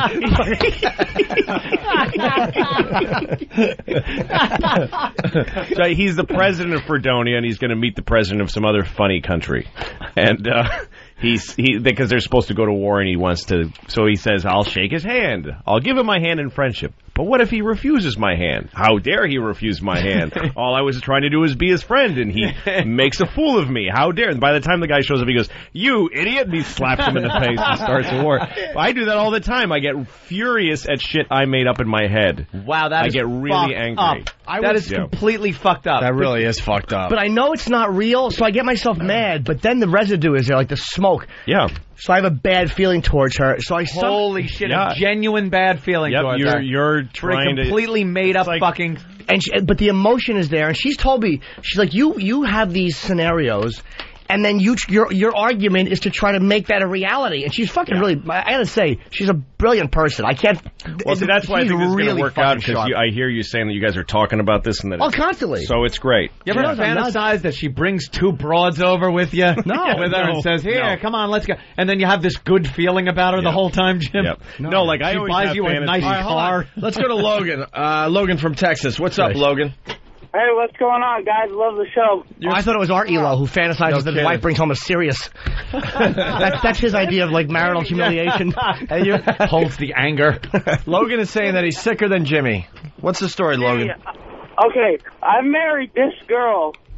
I've been married 2 years now. I fucking am sicker than the questions than Jimmy. I fucking make this shit up in my head. Like what? What do you make up in your head? Give us an example. I asked her one day if she had ever slept with an N, and she said yes, she had. And now every time she's a delivery driver for a fucking auto parts store, and she has to deliver to all these auto parts. Slept with a what? A black guy. He called it an N. And Did you ever sleep with a letter N? Yes. You fucking Sesame Street whore. Why can't you just say black guy instead of N? An N. He wanted to be a little more offensive. Wait, dude, you said, did you ever sleep with a black guy? She said what? She said yes. In real life, she said yes. Yes, I am fucking just... I'm way paranoid. She works at an auto parts store and delivers parts to these fucking mechanic shops, and I think she sleeps with fucking wetbacks and niggers with huge uncut floppy necks. How could she abandon that whole polite end thing pretty quick? Why would she cheat on such a charmer? I know. Why? She picked the perfect way to get back at you. So no, see, that's actually one thing that I don't care about. Like I never asked. Like I asked my girlfriend, did you ever date a black guy? She's like, no. But I never asked her if she ever slept with one. I just don't care about it. Well, there's your next question. But no, it wouldn't. Hold on, sir. It wouldn't bother me. That doesn't freak me out. I don't give a fuck. I fucked black girls before. Who cares? Me either in real life, but I'm just fucking... All right, enough of that doesn't bug me. Let's go to Bruce. Bruce, what's up? You have the same problem as Jimmy? Hey, guys, how you doing? Hey, Bruce. Or you start where you want to start. Go ahead. All right. I just wanted to agree with Jimmy, man. I got the same damn problem. I don't know what it is, but it's like whenever you're finally happy... phone call. What, sir? What? I just wanted him to cut to the chase. Yeah. Tell me. All right, go ahead, Bruce. It's like when you're finally happy, you can't stand it. You got to fucking be miserable again. Sorry, didn't mean to drop the F-bomb. No, we're on XM. It's satellite now. Cock knock. Dopey ass fuck dick shit.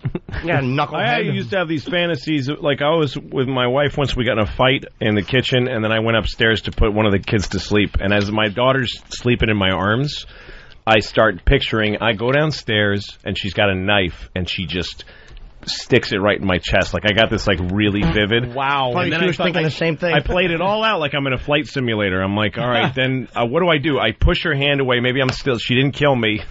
And I throw her in the closet, lock the door. Wow. And then what do? I'm bleeding to death. I got to get the kids out of the house. But then as soon as I'm in my head in an ambulance being led away, I'm like happy. Because, like, now everybody knows. It's like the UN's got to come in with blue helmets. Everybody knows now that she's fucking crazy. She's nuts. Yes. It's been proven. Yes. Oh, Jesus. There's no one that will blame me for not going back to that house. This is fucking beyond me. The closest I could even come to anything like this is if you have a dream. Mm-hmm. Which is more than just having this daydream type thing. Right. It's like got a little more viscosity to it, you know? You got a little more to grab onto when it's a dream. Right. And then you wake up for the dream, and for a very short time where you're still in that groggy period, you look over and go, you fuck. You fucking do that to me? But it doesn't manifest into this fucking grudge that you hold on to and a little piece of it. I have to still be in that sleep awake portion of but that's about as close as I could get to what you guys are talking about. The only good thing is I do get over it, like where I would hold on to this shit for a long time with people. 'Cause I'm really nuts with some of this shit. But like the last time this happened, it was like we actually went home and she's like, what's wrong with you? And I'm like, I was like, by the end of the night, but by an hour later, we were like kissing and everything was good. We had sex. It was great. Like, as opposed to it being a week long. Like, I give myself credit. Like, it's improving vastly. You're getting better. Because we communicate a lot. And it's like, I know it's me. She's just done nothing wrong. She's not a perfect girl, but she doesn't cheat. She doesn't fuck it. None of it. It's just, I'm trying to find something to fucking wreck it. You're not just doing, you're thinking about it. You're making up shit. Yeah, we got another angle from Charlie in Philly. Charlie, what's up? What's up, Opie, Anthony, Jimmy, and Louie? What's up, guys? Hey, man, you forgot fan, but go right ahead, selfish. Oh, sorry. Jimmy. Yes. I've been married 21 years, and I go through all these scenarios with my wife and talk to her. Maybe subconsciously it turns you on, and it actually makes you set a goal to be better than the other guy. I do it to the point where I get so turned on and enraged at the same time. I fuck the shit out of her and just leave her laying there like a corpse on the bed. But it's awesome. It feels so good. So for me, there's a balance between that stuff. Like, there's a place where I could find my girlfriend being sexual with another person, in theory, and in talk, to be very sexy because I'm attracted to her physically. So I'm a perv. So to think of my girl fucking a guy with a 10-inch dick, do I want to see that? Never. To think about it, like just to see her being dirty, yeah, I can fantasize. But then there's the little invisible line I cross. And it's like, am I doing this because I'm in a silly perv mood right now? or am I trying to hurt and degrade myself and put myself in a place that I'll never come back from? Like, there's a weird thing I do with that. Like, there's sometimes where I'm doing it because it's like, baby, you're very sexy. I just want to picture you fucking sucking a guy's dick while I'm fucking you because you're dirty. And I want to picture you eating another girl. Like, that's the way my mind is working. And then there's other times where I'm like, okay, let's get to the reality is you want to fuck a guy with a bigger dick. Here's a sledgehammer. Hit me with it, and I'll never recover. Shit, like, there's a line there, and I don't know why I'm doing things half the time. Yeah. Wow. That's what I'm talking about. Where does this shit come from? I don't know. Could it be the little girl who left when I was a baby? I don't know. The evil dick. Yeah, evil dick. Smelly evil. I hate my dick. I'd love to fucking cut it off and throw it in the dustbin. I saw it in an episode. You should. I'd like to put it in the fucking ash can. We go to Arizona. We go to Arizona for the answer. It's Lindsay. Lindsay, what's up? Morning, boys. Good morning. We're trying to help little Jimmy today. I know, he sounds so sad. I feel so bad for him. I'm really not, I'll be honest with you, Lindsay, I'm really not sad. I don't understand what the fuck is wrong with me. You know, Jim, it might have something to do with Monster Rain. I'm just going to throw it out there because, you know, you've talked about it on the show before. With what? That was Monster Rain. That whole time for me, I mean, talk about Never it. heard about that? Monster Rain? We talk about it in therapy, the Monster Rain? Well, the whole time, because again, I have a pain-love association. I talk about it on stage. When I used to fantasize about Kiss when I was a kid, and again, they weren't sexual, my real fantasy about the group Kiss would be, because I worshipped them, that they would come over. And by the way, this is hysterical. But have you ever heard this? I've never heard, no. Oh, but boy. the tragic truth. Strap in, man. That they would, but it's not even that weird. It's that my fantasy when I was a kid weird at all. is that Kiss would come over and they would beat me. And they would hurt me badly and throw me down a flight of steps. And then when I was at the bottom, devastated and crying, they would come down and hug me and love me and make it all better. And I remembered all through my life, my fantasies of relationships have been, like in high school I used to fantasize that a girl would see me being beaten, like, and bludgeoned by people and bloody and somehow surviving it. Like, yeah, go ahead. Is that normal? I mean, like S&M a lot of times seems like no, not sexual. Nothing sexual. Like being beat up by guys just beating but you. No. And she would come over and love me. It's not about sex. It wasn't an S&M thing. You want to be healed, but you want the... that's true. It's not a gay thing. I wouldn't fantasize that men would hurt me, turn me on. You need the pain and fucking tragedy and just fucking awfulness first, and then before the like love and shit. You know, that means somebody in his past did something. That's the first love that you felt was something that came after something terrible happened to you. Probably. Somebody hurt you and then somebody else hugged you, and you've never felt comfort like that. The doctor went to smack him when he came out of the womb, and a finger slipped right up his asshole. Right on first breath, he got a finger up his ass. You were violated. You were really scared by the violation, and then this person made it good by hugging you and going, "It's okay." But I was at a dentist once. I have a huge dental phobia. Like, if I need like to get intravenous fucking knockout drugs to just get my teeth cleaned. That's really bad. But this guy, I'm faggot. One time I had a tooth removed, and the guy, it was horrible, and tons of blood. It was so painful. And then afterwards, the dentist came up to me and put his hand around, like his arm around me, and said, "You okay, buddy?" And like he gave me some kind of drug to make me feel better, and I kind of wanted to kiss him like on the mouth. Like I had a love for this man because he hurt me, and then he made me feel better. And I wanted him to fuck my face. It is the fucking terrorist hostage situation. Yeah. Where Don't know why. After a long time, you build up a relationship with these people, even though they're the ones that are putting you in the Stockholm Syndrome is called. Yep. Let's go to Toledo and say hi to Jason. Jason. Hey, guys. How's it going? Hey. Hey, my wife is just like Jimmy. She has a small cock and she doesn't make anybody come either. Well, sometimes. Thanks, I love you too. Go ahead, I'm sorry. Sorry, go ahead. No, you, buddy. She dreams these things up that I'm fucking a neighbor, and then she wakes up, she holds it against me. So now every time we're around the neighbors, I'm uncomfortable as hell. I don't know what to do. You know, she does that all the time. She thinks I'm fucking my cousin's wife. See, I tend to do this. The last time I did this type of stuff was probably 10 years ago. It was with the last girl I was like, I loved Erin when I was dating her, but I wasn't in love with her because I didn't date her. Like, I didn't know her as long as I know this girl. Like, I loved her. Mm-hmm. But this girl I know for years, so I'm like in love with her too. I for some reason didn't do this with Erin, even though I did love her. I don't know why. But last time I did this was for real. Was like last long-term relationship I had, which was like 10 years ago, where I was in love with a girl, and I would always try to fucking find out about her ex-boyfriend. Here's the thing with dick size. I'm fine. My dick is fine. But that's something that is unchangeable. Like, that's why I'll focus on that. Like, because I know mentally I'm a pervert. Like, if you want to be spanked or your hair, I know I can do that. And I know that most things another guy did to you mentally, I can do. That's something that I can kind of handle, and I'm comfortable with that because my mind works well. But cock size is an unchangeable absolute. So if that's got me beat, that's something I can hurt myself with, and I can never change. I can never, ever fix it for as long as I live. But you should actually take some consolation in that, because it is so absolute and unchangeable that there is nothing you could do about it. So that should make it that much easier to move on from. Do you like your cock? Yes, it's fine. Like it? What? You like it? Yeah, I like it. You know, I called yesterday in the airport. I was so bummed out. I called fucking. Excuse me. I called. I'm sorry. I have to burp like that. I love burping that way. Oh my God. A lizard burp. It just stuck out. That's a good one, bud. Get that for our machines. It's like a shark burp. That's a good one. I called Patrice yesterday because Patrice and I have the same type of fucking lunacy, and he was good to talk to because he certainly relates to all the fuck. I know he's a disgusting perv, and I also know that he's a vulnerable, weak, frightened nothing. Yeah. You know, he's a combination, which is nice. And we talked about it. He's also black. Well, I forget that. Whenever I'm asking for advice, I just never look at his color, or I won't take the advice seriously. But no, he made some good sense. We had a nice chat yesterday. But they're going to be bigger dicks. No.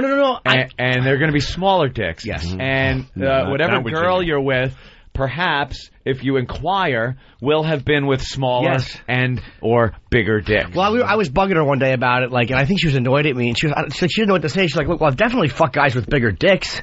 Like, did you have to? I kind of laughed, like, phrasing, baby. Phrasing is very important. Definitely, the word "definitely" was not. It's almost like, hey, Goose, I've been protecting you from this info. Right. But you're fucking dressing yourself up in a deer suit. I know. Handing a rifle to a hunter, and then when he shoots you, you go, "Hey." But no. I'm Harry Whittington, and Dick Cheney shot me, and I'm a little surprised. There's a difference. I was hunting, but I wasn't wearing a deer suit. Go on TV and apologize that you were shot. What, asking sweetie? For it. Did you get a lot of love after your suicide attempt? That's coming in, and I kind of like that thought there. I will say yes and no. It was more embarrassment, but this has been going on long before then. When the fuck did you try to kill yourself? When I was drinking and stuff like that. It was more just slight. Yeah, more slight stuff. Faggot. Yeah, I know. It's all nonsense. Why don't you do it, you fucking...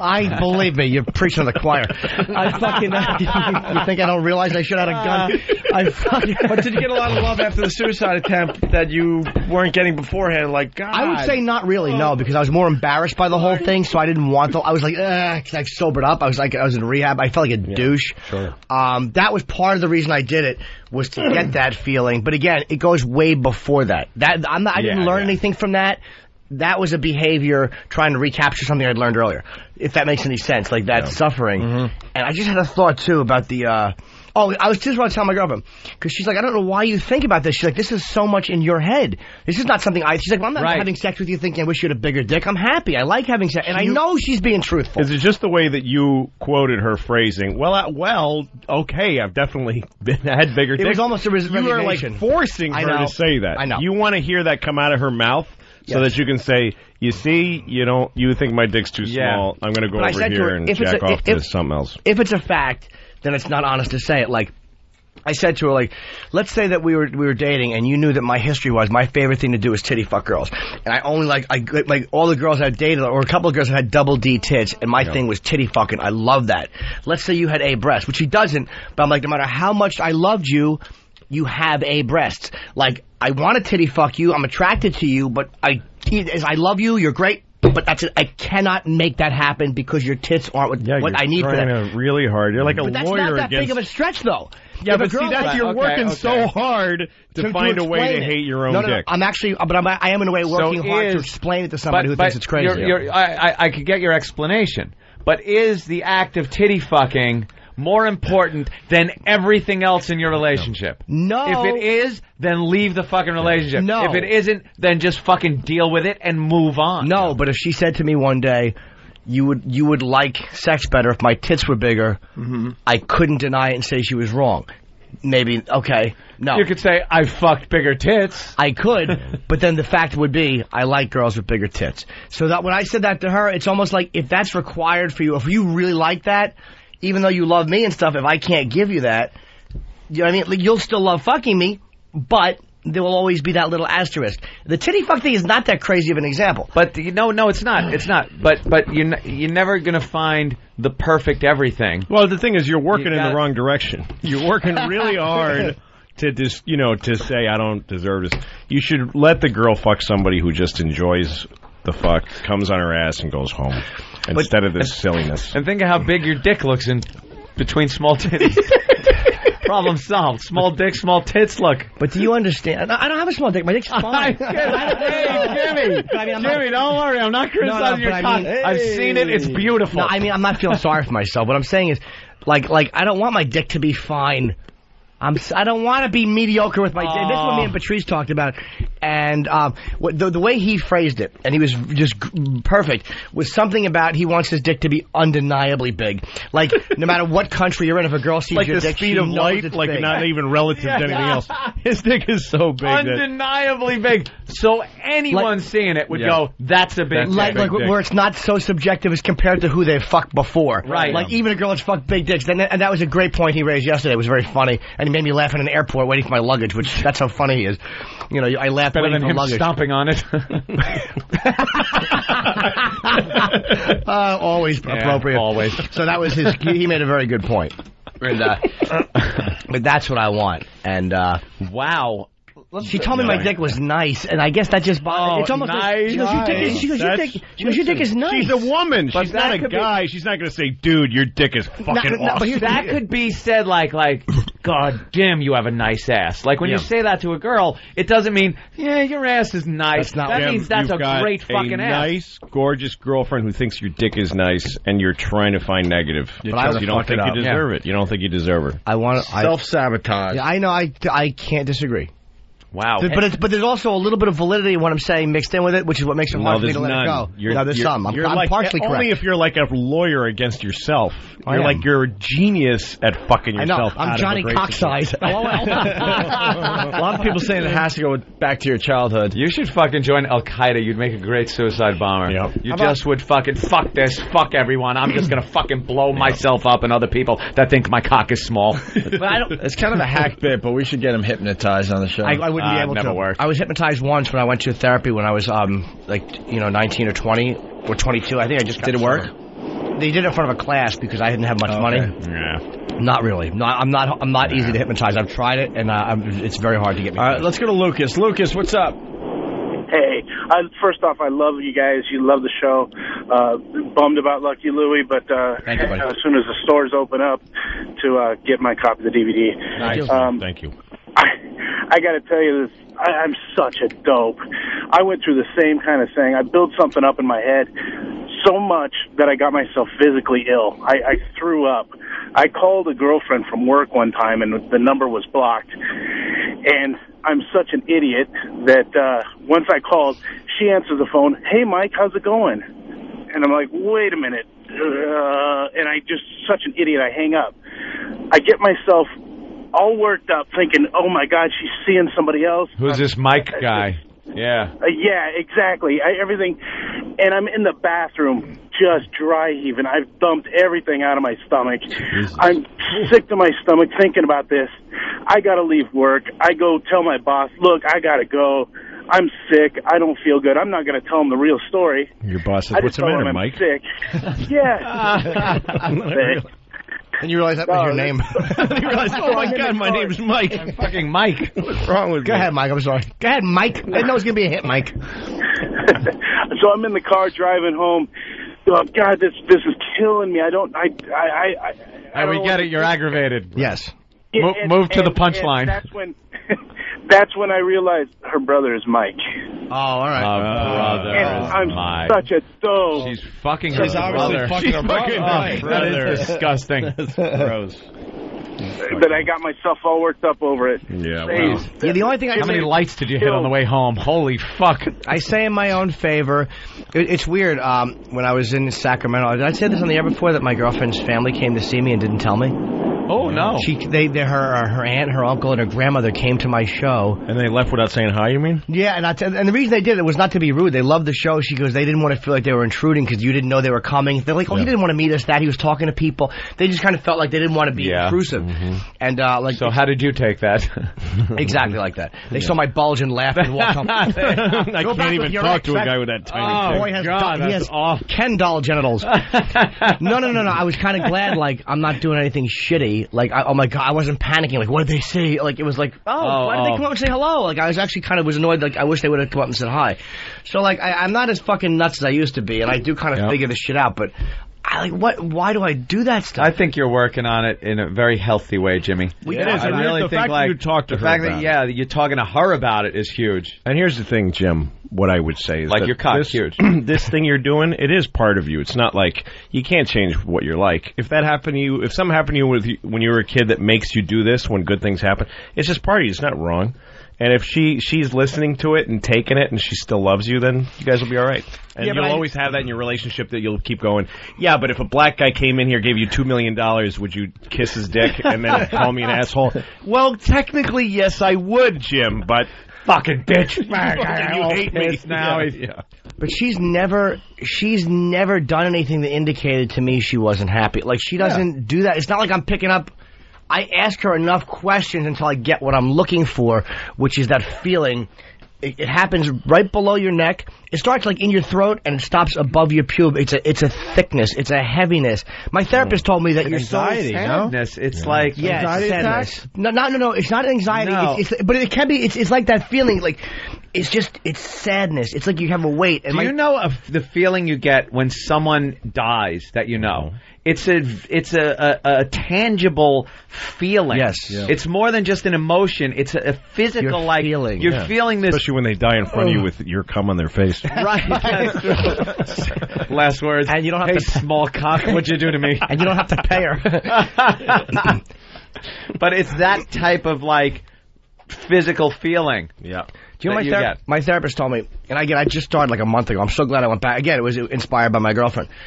I started to go because we were talking one time. And she goes, "Why? I feel like you're always mad at me. Like, what the fuck? Why?" Who said that? My girlfriend did. I thought you said your therapist. No, I had this anger. Therapist. I had this fucking anger. Why are you mad at me? For so long, man. It was fucking... The anger was wrecking my sobriety. Jimmy, you've been holding your feelings back. Why are you doing... Dr. Melfi. So fucking... my therapist told me, you're just trying to feel something. Because I live in a fantasy world, man. I never realized how much I fantasize until I'll hang out with my girlfriend, and I will actually mime a conversation to myself in my head with her right there about I'm going to have with her. And she catches me moving my lips. Holy like shit. Dude, fucking Bob Kelly yelled at me one time. What the fuck are you doing? You're nuts. And I'm like, what do you mean? He goes, you're fucking talking to yourself. You're with me. Oh, my God. And he was right. And I told her that, and she loves Fat Bob for doing that. That's a bad example. I'd rather talk to myself than to Bob. Of course. Yeah. But I'll fantasize that I'm talking to my girlfriend about something while she's sitting right there. And she caught me again yesterday, and I'm too embarrassed to admit what it is. You can't face reality, which is she's sitting there and she's there for you. You can't. I want to dissect You're making a fucking. You're making another situation inside the same room where she's fucking with you and you don't deserve it. My therapist said amazing. You just want to feel really something. Is amazing. That's amazing. Well, do you know but you want to feel something? There's plenty to feel. You got a great girlfriend. But you know, how about feeling happiness or love and fucking like excitement and. But the fact that you're suffering this shit might mean you're working through it. It's like people that say pain is the feeling of weakness leaving pain your is body. The touchdown to all. Pain is the touchstone of all spiritual progress. That's not what I said. No. I was trying to make it sound like a dummy didn't say it. What did you say? You know, pain equals joy eventually. No. My fucking therapist said to me, what did she say, man? She said, die of AIDS. Small dick fucking cunt. No, that was worst patient I ever had. No, we were talking. Really, doctor? Is that your prognosis? No, my therapist said to me, she goes, as I'm talking to you, I have no sense of who you are. Wow. And I'm like, what do you mean? But no, she's really sharp. She's like, I'm listening to you talk, and I know I'm telling her the truth. I have no sense of what makes you tick. It's almost like the sexual stuff is so distracting, and I use it to constantly distract and focus away from myself. It's fucking lunacy, man. I'm trying to figure out if I know Jimmy, now that you've said that. I don't know. Like the therapist's only been a couple of weeks, right? So it would kind of be hard to, figure out a person in a couple of weeks. But now I'm trying to figure if I, know you more than just we sit here and do a show and then, an occasional phone call and stuff. Do I really, know what you're all about? And I don't really think I do. I don't, because it is a lot of the, that bizarre sexual behavior and this weird thing that you're talking about now with the relationships and stuff. So it's I got to get to know you a little better. I'm a good guy. He likes Starbucks coffee. I know. Yeah, that's what I know. Skim milk. He likes the way he takes his guy. I know his Sabbath and know stuff. facts. But this is more that I've learned more about you during this one little conversation than all the years I've known you. Well, yeah, it's because it's giving a little more insight into he likes who warm you are. dumps on his chest. No, never a warm one. It's always a solid. Although a nugget. Boy, I'm not going to go any farther than this detail. I'm very optimistic for you, Jimmy. I did remember recently when I was very, very young that I was smelling somebody's shit in an abandoned house. Somebody had taken a shit. This is it. And What's this one thing a very that's unbelievably vague, weird memory of leaning over and smelling somebody. I mean, again, I was as young as you can be because I remember the abandoned house in Edison. We used to hang out in where I found my first pornographic pictures. And I just remembered the other day they were someone's shit. They were of himself. Somebody's shit. It might have been my own. I honest to God don't remember. But it's not. If it was mine or somebody else's. One of my earliest memories. Dude, I don't know. I don't remember. On a giant cock. Right. No. I don't remember. It wasn't it wasn't sexual, and I didn't see anybody's shit. I don't remember. But this is an actual event that happened? I just remember smelling it. And not like an animal in a weird way. I don't know why I did it or what it did for me. One of my earliest memories was being in Mexico City at my grandmother's house, and it's a huge Christmas dinner, and I'm in the bathroom, so there's just voices of 20, 30 people in the other room. And I thought that, I was a little boy, I thought boys pee standing up and poop sitting down. So I'm pissing and I have to shit too, and I'm standing there and I just shit on the floor. And so instead of, I gotta clean it up, but instead of taking toilet paper and picking up the shit, I'm gonna try to wipe it up. So I just smear it fucking all over the floor and the walls. Stupid kids. I'm like a fucking Irish famine, guy. Fucking hunger strike, dude. Just shit all over my face, all over the toilet and the walls. And then my uncle walked in and said, "Oh my God," and jerked off on you. My memory is that he washed my hands and said, "I'll take care of this." And let me alone. But part of me wonders if one day that's going to snap into what really happened, which is that he rubbed his dick in the shit and like that suck it off or whatever. You've covered it into this. You were shitting, they were outside thing. Yeah, exactly. Yeah, there are times you figure you got to think. You're like, wait a minute, am I remembering this accurately? Yeah. I was young, and this, that. Am I editing out many mouth fucks? Yeah, what the fuck? The story. All right. Hey, Jessica has a question before we take a break here. Jessica, go ahead. Let's scare Jessica to death. Hey, what is going on? Jimmy was supposed to be at the DC Improv, and I just found out the show's been canceled. I'm terribly, terribly upset. Canceled? They got a comic with a bigger dick. Yeah, exactly. They just called yesterday to refund my ticket. No, so what's happening, sweetheart, I'll be honest, is I'm shooting an hour HBO special. I don't know exactly when it's going to be or where, but it may not happen there, but I am fighting to have it done in Washington, D.C. And that was why the Improv was canceled. Yourself. Yes, for the special. I'm fighting to do it in D.C. You are, Jessica? I feel wonderful that's inside, why all warm and fuzzy. We couldn't leave the D.C. Improv hanging until the week of, so we have... Again, I may not even be able to do that, but it looks like... but that's what we're pushing for. Yeah. We couldn't wait my anymore. heart. Thank you, sweetheart. All right, Jessica. Bye. Why don't we take a break and get into some other things? Did we help you? Or just talking out help yourself? I don't know. It's I don't know if it helped or hurt. It's the truth, though. It's just what it is. Jimmy's happier lately. I am much happier. That's another thing I know about Jimmy. Much happier. Yeah. Much. Yeah. I feel much better. But my act is improving. So get rid of that happiness. No, what are you doing I can't. with it? It makes the act better because I was fucking gonna just obsessively work Last yesterday. battle of this shit cunts inside of your body. Yeah, you're right. All it is. It makes your act better. Do you have like a big foamy Muppet puppet now that you use up there? And yeah, his name is Sadie. Sadie. Get us out of here. The Norton and Faggot Show. That's what we should call it, program. I know how to handle cock. All my cocks got in. iPods, corn on the cob, smoothies, egg white omelets, bagels and seltzer. Never. Starbucks apple cake. Absolutely. And rollerblading. White cocks, black cocks. Two fruits. I know how to handle cock. Not only do I know how to handle cocks, I love doing it.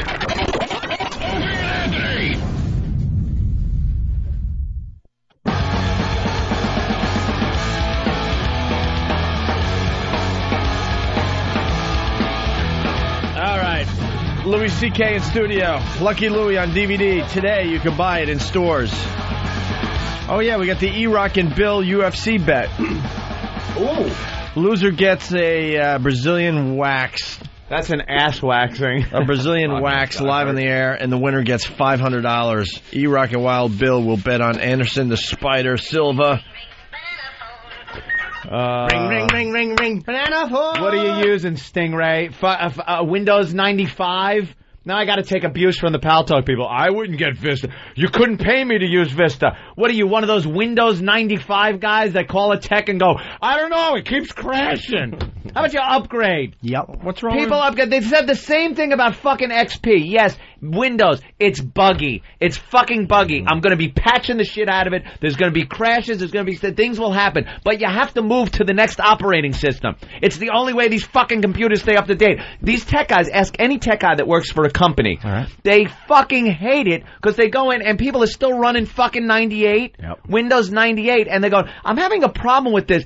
It's like, fucking upgrade, you dumb shit. What's wrong with Vista?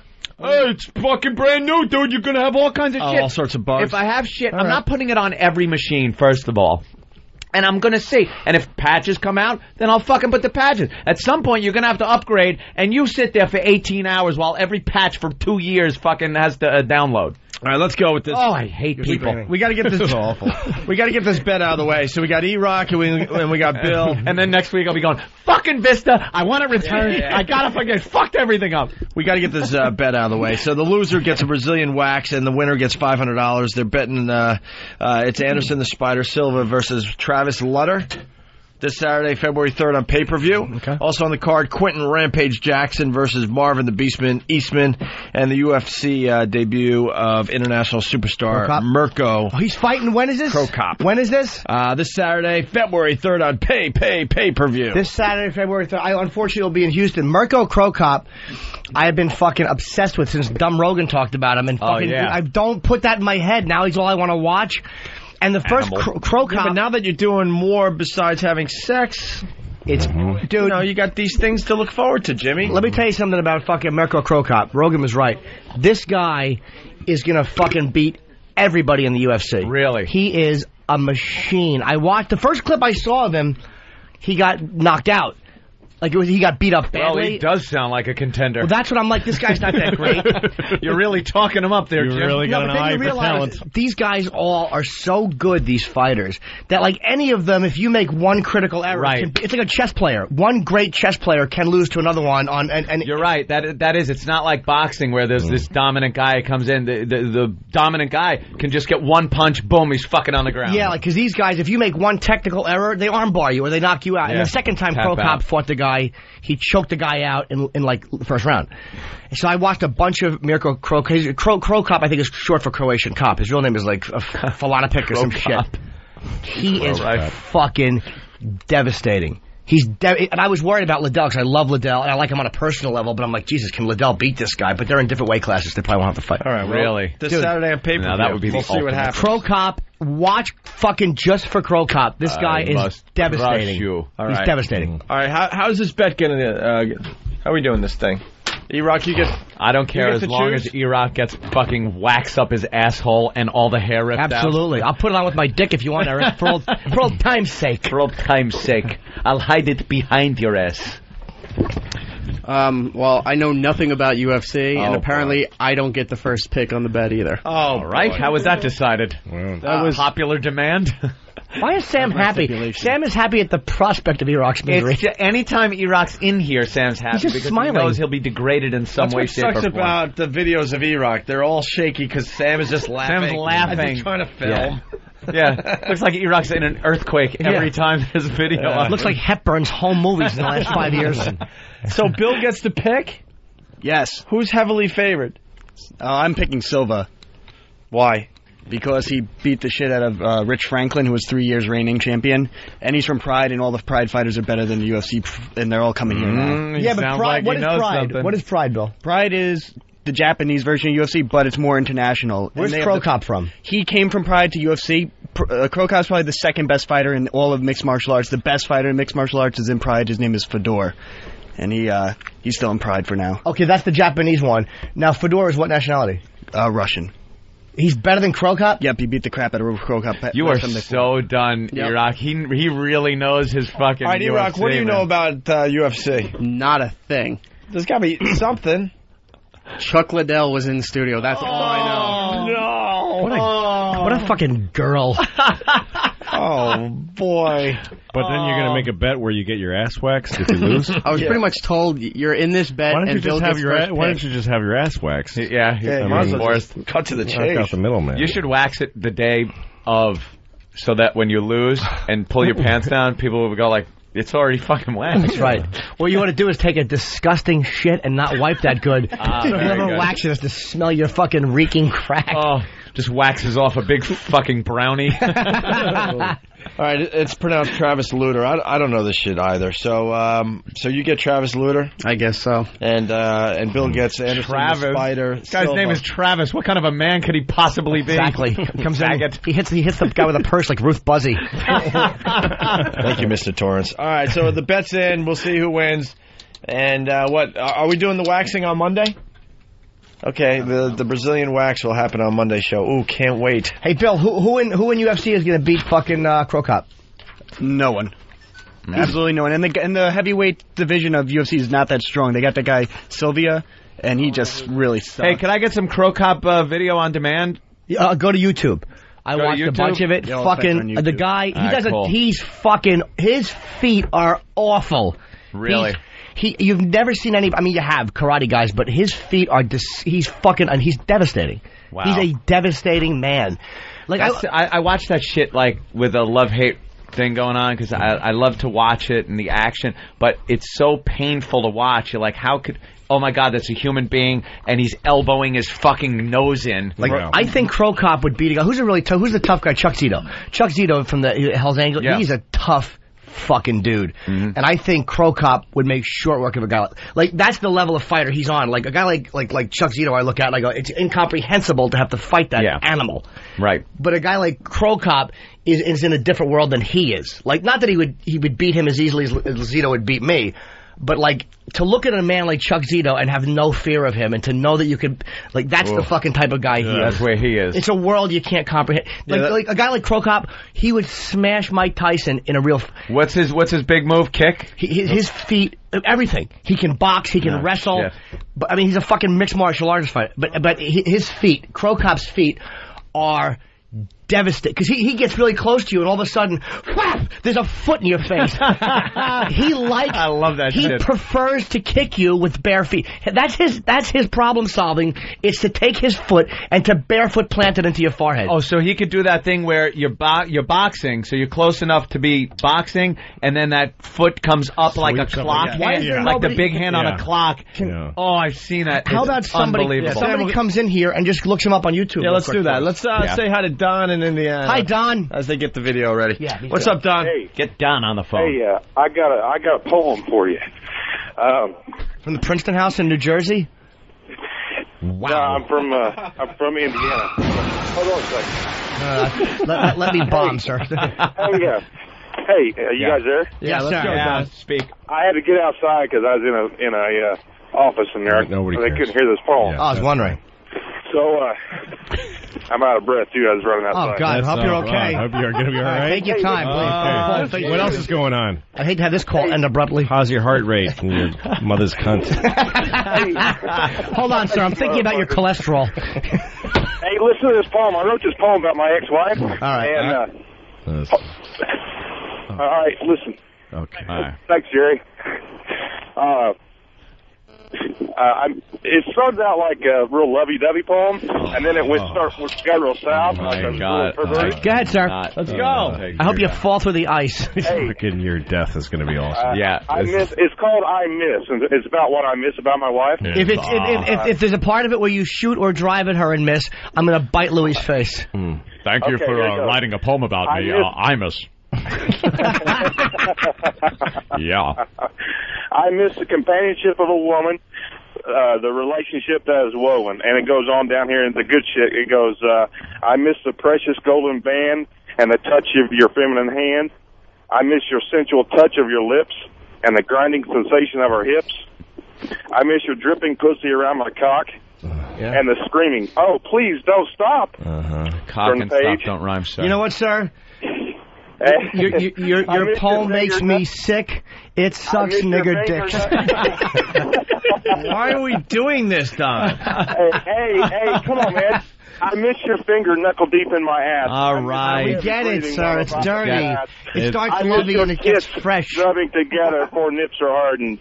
Rhymey, dirty. Sir, this, I don't know. I can just tell true stories that are worse than this. This is horrible. This is, if I may make a poker analogy, this is like chasing a hand. Yes. We saw that we had a shitty opening hand, but we figure we're trying to catch cards, and nothing's coming out. And he's still reading his Nothing's poem. coming out, and I'm still in it, and we ended up pot committed, and we had to fucking listen to the whole thing. Well, I'm folding. Yeah, the river card came, and it was a bomb. Give me a chance. Let's go. All right, maybe we're too harsh, right? Get to the punchline, which we're hoping is a shotgun blast. That's right. Go ahead, Bud Dwyer. Finish your poem. Roses are red, violets are blue. Get back. I'm taking this out of a bag, you. He added you to rhyme. I like that, Jimmy. It was funny, but it also rhymed. Can I finish? Yes, sir. Sorry. Go ahead. Go. Right. Finish living, please. I miss our tits rubbing together before nips are hardened. I miss spewing in your mouth and then begging to be pardoned. I miss sucking your toes and licking your nipples and keeping in rhythm when our waterbed ripples. I miss the greasy feel of your full body rub and the fisting and the fucking in the bathroom on the vanity and in the tub. I miss... You stink on an incomprehensible level. This still goes on. My post. Oh, he thinks this is hilarious. How many people have you bored with this? You know what's good? I'm understanding that anger Jimmy was talking about that goes from your neck to your pubic bone. I'm feeling that same feeling. Thank you. Because this guy's a sociopath. He doesn't understand how awful this is. He seriously would like to... It's what, awful? I want to get fucked in the ass by a man who has AIDS so that I can get it and give it to you. Well, sir, it would be worth it to get it so that I could give it to you in your mouth. I'm going to help Louie out. Your poem can. Your mouth is so much better at drinking AIDS cum than saying poetry. You ought to allocate it to the right skills. It's awful, sir. It's not entertaining. It's not funny. It's not ironic. It's not clever. You're rhyming dirty words. It's just... It was good until you guys... Oh, yeah, it's us. We fucked it up. Fault.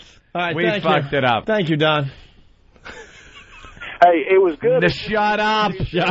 No more calls from Indiana. Indiana's call-in privileges revoked because of your resident Don. Let's get the Tyra on before we get out of here. Let's do that. Tyra's making a big deal about a picture that was in the tabloids.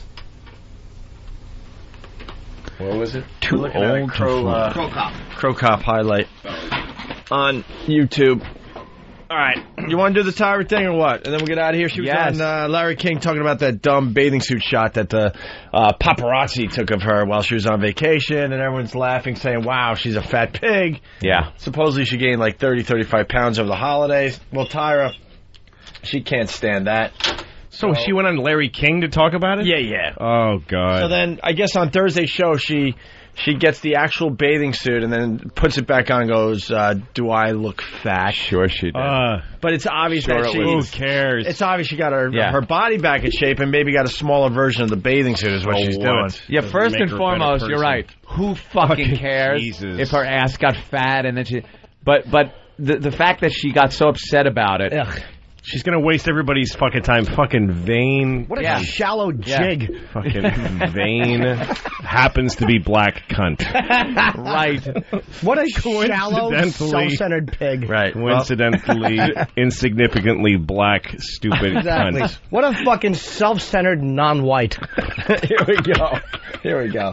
So your weight fluctuates all the time, then? It fluctuates, around 10, 12 pounds. Were those pictures embarrassing to you? It wasn't that it was embarrassing because I don't think it's a reflection of what my body is right now, although I do think one day it will be a reflection of my body because I like to eat. I'm not obsessed with working out. So it wasn't so much of an embarrassment. It was just like, what is that? And so it's a big fat ass. It flattened me because I felt there was such a rejoicing, but I think I understand it. For so many years, I was this high fashion model and, putting this image out there that's so difficult to live up to. And so then these pictures come out and it's like, oh, wow, look at her. Gotcha. And it's like, no, that's not a reflection of my body. But if it was, I'd come out and say, yeah, you guys, that's me. How do you dodge the fire hoses and German shepherds? There's a war going on. That was on CNN. Wait, I didn't hear what Ann said. What did you say? It's Sorry. How to touch Larry King. How do you dodge the German shepherds and fire hoses? Like Larry never knows. He said the other day, President Kennedy on his show. He's totally out there. I hear Rubenesque girls are in these days. We'll be talking to Ruben on tomorrow's show. He thinks that she's on his show because she was trying to get into a college and fucking Wallace stood in front of her. Fucking asshole he is. So you're going to buy your freedom and then what? So that fat ass. How does it fit in the back of the bus?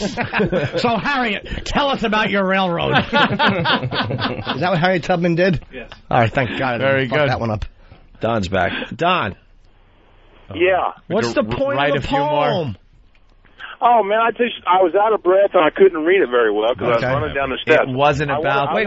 Why? No one has asked this yet. Why do you want to read a poem on our show today?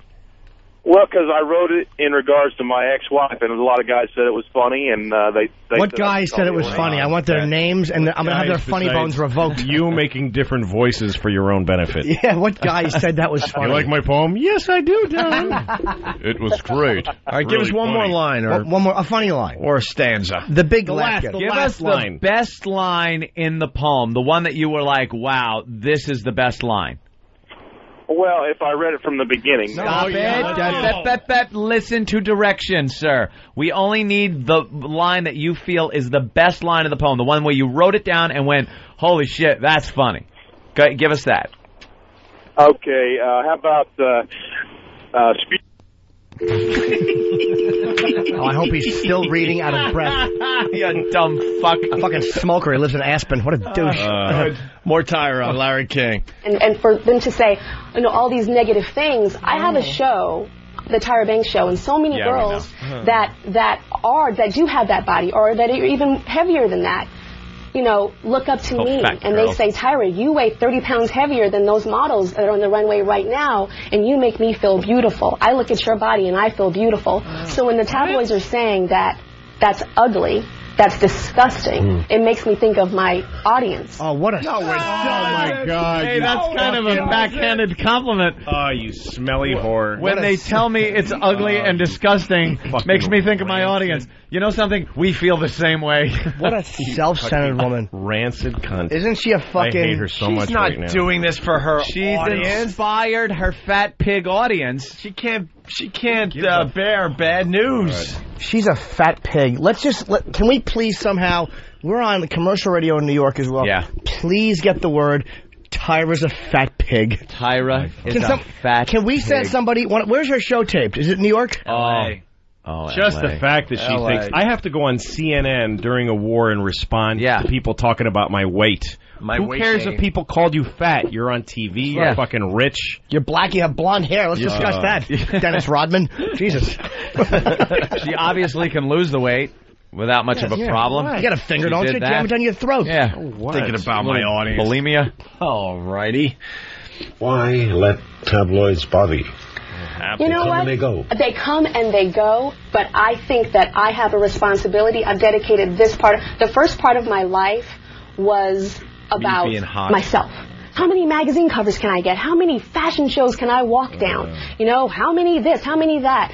But this next part of my life is not so much about self-gratification. It's about me using this platform that I have, this talk show that I have, to encourage young women. Wish that Larry, platform I have was women a gallows. crying their eyes out to me, telling me that they want to hurt themselves because of how they look, because they're getting talked about. So I felt like I needed to say something. Does she really believe All this? you're saying is, I'm not fat. Yeah, she's saying doing she's not the opposite. If she was to go on Larry King and say, they're calling me fat and I'm getting fatter. She should be getting glad they fatter. Think I'm fat. Who cares? It has no value to me as a person. But she's saying, I am not. And I'm not fat. No, she's showing that there's something to be ashamed of being a slightly And by the way, under 10 model. she has a second show called, what, America's Top Model or whatever it's called? Yeah. And it completely judges women on their bodies. Darwinist selection of people according to their fucking flesh, which is fucking evil and cunty. And holy shit. She makes me hope America loses the war because she's inside of America. I hope Iraq beats us. You know what'd be great? I hope we can become part of Iraq because I hate her so much. If her car caught fire and then her whole face and head and neck was burned, and she had to talk like, you ever see a burned person where it just looks like a kernel of corn nugget. Like that's what I want her to have to talk like, with a blonde wig slightly askew on her head, trying to do her show. Because she has no lips and her teeth are just showing. You call this fat? Oh fuck! But I mean, that's what I want that shallow, personality-less pig to have to suffer with. She is completely going against. Here's what she did. She was in the tabloids with a fat ass, a picture, in a bathing suit. Mm-hmm. Yeah, so what? She then gets called fat and gets upset. She loses the weight and gets the same type of bathing suit to say it's the same bathing suit. Mm-hmm. And she's now skinny again in that bathing suit. She goes on Larry King, talks about the fat picture and how it inspires her fat listeners who cry about their body type, and saying that it's not a bad thing, yet what she has done is lose the weight because it is a bad thing. Yeah, she is. She's teaching girls. What the fuck is she doing? She's helping girls think that if they have any fucking meat on their bones, they're pieces of shit. Right. And she's right. Lose the weight because you'll be called fat, and instead of saying, I'm fine with my body type, bow to the pressure, do whatever it takes to lose the weight and get back to the body everyone loved you for. You know what she should do? If she really has self-respect, she would have addressed this on her show. One segment, she would have said, they're calling me fat, they have a bad picture of me. Look, we all take crappy pictures. I mean, if that's what they're going to focus on, who cares? They're shallow. And then went on with her show. Yeah. Then her message would be real. Applause. Oh, would they have But that would have been real. Yeah. Like that. Like, look, it's an awful picture. God Almighty. She had said, you know what? I gained a lot of weight, and there's my ass, and I had a great time gaining it. Yeah. I was eating and drinking. Look, I'm swimming in a beautiful blue waters down. Hey, Ian Bernardo, not to change subjects really fast for American Idol, Gloria. Yeah. He's on the run now. I guess he's on my pal Brother Weeze's show, trashing us right now. Anyone in Rochester that could tune that in? What is that for us? Fucking faggot trashing us I'm trying to find, get to the bottom of that. Enough. All right, back to Tyra. You're done. Hopefully somebody in the Rochester area could tune in WCMF. Suck a cock for me. Here we go. Oh, not me. Now, according to people, your biggest source of figure angst is your bust size. Yes, it is. Do you have a large bust for a fashion model? Yes. Even when I was a fashion model, I was around I feel so strange talking to you about bust size. Does the master of the house ever suckle them after you've been in the field all day? How much do you cost? You got good childbearing hips. Can I check your teeth? Why did you spit in Sandy Duncan's water? Large bust for a fashion model? Yes. Even when I was a fashion model, I was around I feel so strange talking to you about bust size right now. Do you really? Fucking liar. Because it's like, I don't know. It's just, I don't know. I'm a white man. I could have you shot for that. Okay, dear. But when I was a model, I was around as a C cup, and now I'm a little bit bigger than a D. I don't like to say what it is, So you would not be a Vogue model today, right? No, there's no way. I don't think. No. Double D tits and fat, dark manhole-covered nipples. Yeah. Like to suckle them and then kill her. Nice. I feel weird talking about bust size. Okay, I'll just call them tits. Yeah. Wouldn't it be funny if he tried to improv and he goes, well, who are you, Nancy Reagan? We'll be back. Or maybe not. Why don't they want well-busted women? Well-busted women. Well, you know, when I was a fashion busted. What's that? Broke? Yeah, exactly. Or is she a criminal who got caught? Larry King. You're busted. Larry King's got a tit fetish. I know. That's great. She opened the door and now it's all about the tits. But I love your bosom. Yeah, why don't they like tit? I got. I was just going to say, I was going to call her a chesty Negro.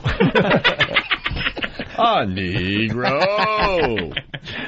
Why don't they want well-busted women? Well-busted women. Well, you know, when I was a fashion model, high fashion model, this was like 15 years ago, certain designers would bind my breasts down with ace bandages. But why? Why is that? Because it didn't fit the clothes. They made clothes that were a certain size, and it didn't fit my chest, but yet and still they wanted me in their fashion show, and they wanted me in the show so bad that they bound my chest. You're so great. Right. African-American waste of cum. She's just the worst. Is she still on XM? Yeah, I heard her show stinks. Can someone, look, do we have any listeners in L.A. who know where her show is that would be willing to stand outside with a sign that just says, Tyra's a fat pig? Tyra's a fat pig? Just hold it up with a big, have a big bucket of cum and a sign that says, none of this is for you. It's got to be hung over. It's got to be hung over the freeway. Yeah. For everybody to say, he's a fat pig. Get that done. Oh, we got POWs out there. So yes, we do. Bucket. You're right. Maybe some one of the POWs out west will.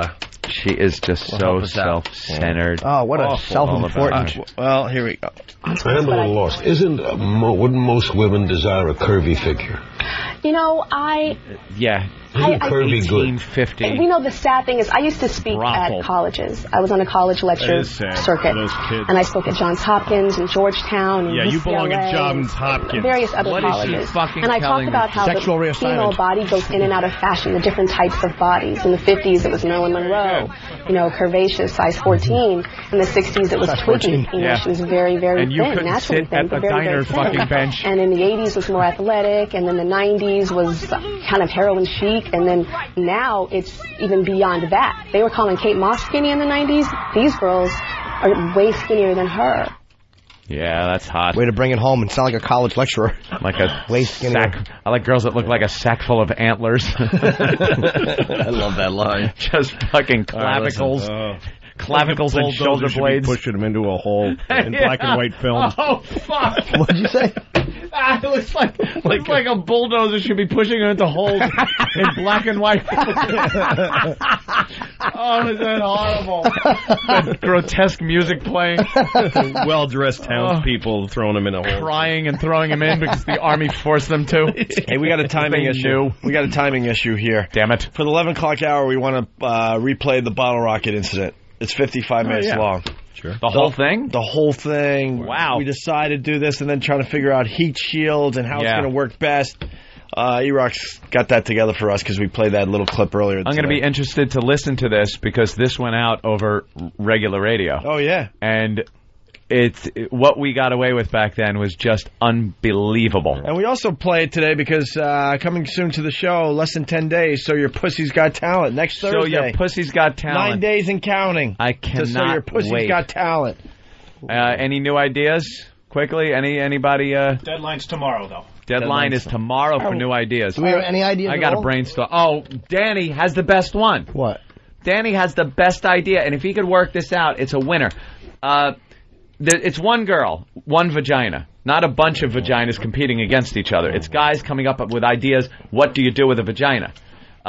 He said a Rube Goldberg type setup where a marble falls into a funnel and hits a teeter-totter and a boot hits a domino and the final thing is her just laying there and a finger just goes, a plastic finger goes into her pussy after this whole big extravagant Rube Goldberg contraption works. Yeah, he's working on it. How great is that? How funny. Great, especially if he makes the pressure way higher than she thinks, and the finger goes in really far. It just shoots up but to the she should womb. be part just the middle of the thing. Because the thing with Rube Goldberg was that it would always do something like just turn on a light switch. So the finger going up her pussy should make her jump, and Her then the top jump of her a head little. makes the mouse She run and hits chase something. some cheese or whatever it is. And the light goes out. Oh, that's great. All right, so once you poke through her asshole She's into just something fucking, else. just so she's part of a circuit. Yeah, she's not even the payoff. No, not at all. The finger going in her pussy is just one of a long chain of boring events. About as important as a boot hitting a domino. God damn. I never even thought of that. But that's perfect. All right, listen, we got to wrap this up so we can do that. So we got line of the day, and we start with the runner-up line of the day. Whoa! Thanks to BowDogFight.com. Here's runner-up line of the day. Why don't deaf I have people no always idea. lisp? What? They always lisp. Why don't they know that? Because they're all gay. Because they're all they are. It's just a weird coincidence. God. 2 strikes by God. Deaf gay jerk. Let me see, Kay. I never knew that either. Young Lou. Lou, you going to do a show for us on 202 on Saturday night?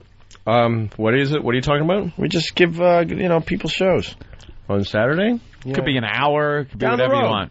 Oh, Patricia's doing this Saturday. Yeah, We'll give you a couple hours and do whatever you want with it. that would be a lot of fun. I'd like that. All right, we'll Thanks figure for it out. asking me. Because people are asking. Yeah. Okay. People are asking, so we'll figure it out. People digging the Louie. A Saturday down the road, it'll be just you in here with whoever the fuck you want, Okay. doing what you want to do. Thank you. I'd All like right? that. Appreciate And let's not forget Lucky Louie on DVD starting today. I might go today. buy it after. I never bought a DVD that I'm in. Yeah, that's what we should just Kinda go cool. do impromptu signings. Just go into stores. No. Go For ahead. people who don't Just like watch the us. show. Hey, If anybody gives a fuck. This is us, you fuck. Yeah. Buy it. Like, really threaten them. Yeah. Be really You want that threatening. signed? Like somebody's just looking You at want it, not this even signed, thinking. right? You want that signed or not? Sign. Now you got to Get outta fucking here. buy it. Yeah. And the store be like, what are you doing here? We're doing a signing. We didn't know. Yes, Yeah. we're signing this. It's us, asshole. Just take over it like a fucking You're crime. fired. Like, as if you have any rights in this. All right. Go to BowDogFight.com, see what they're all about. They sponsor Line of the Day. Yes, they do. And here it is. Here it is. Here comes. Line of the day? Nope. Line of the day. I knew it. Line of the day.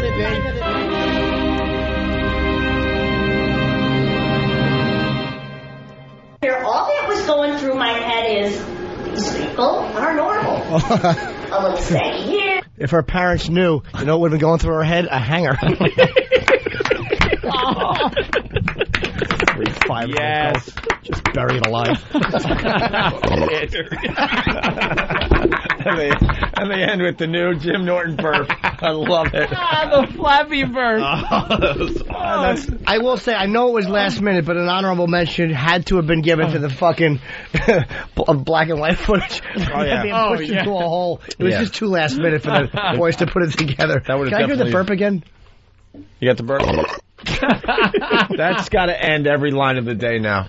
We'll move on from the David Caruso Who scream, Roger Daltrey great. scream. All right, hey Louie, thank you once Thank you, again. guys. Louie, Go out and can't, get Lucky thank Louie you on enough. DVD. Great. Thank you. Love being here. Fucking fun, man. Yeah. More fun than my marriage. I'm very happy.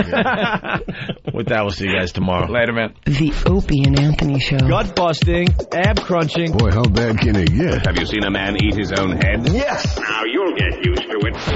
Anthony spent $300 on fags. Ass clown. Anthony. This is the freakiest show I've ever been party to. It should be illegal. The Opie and Anthony Show. You guys suck! All that talk is crazy. Line of the Day is brought to you by BowDog. If you'd like to vote on any of the weekly show polls, go to iliketolisten.com.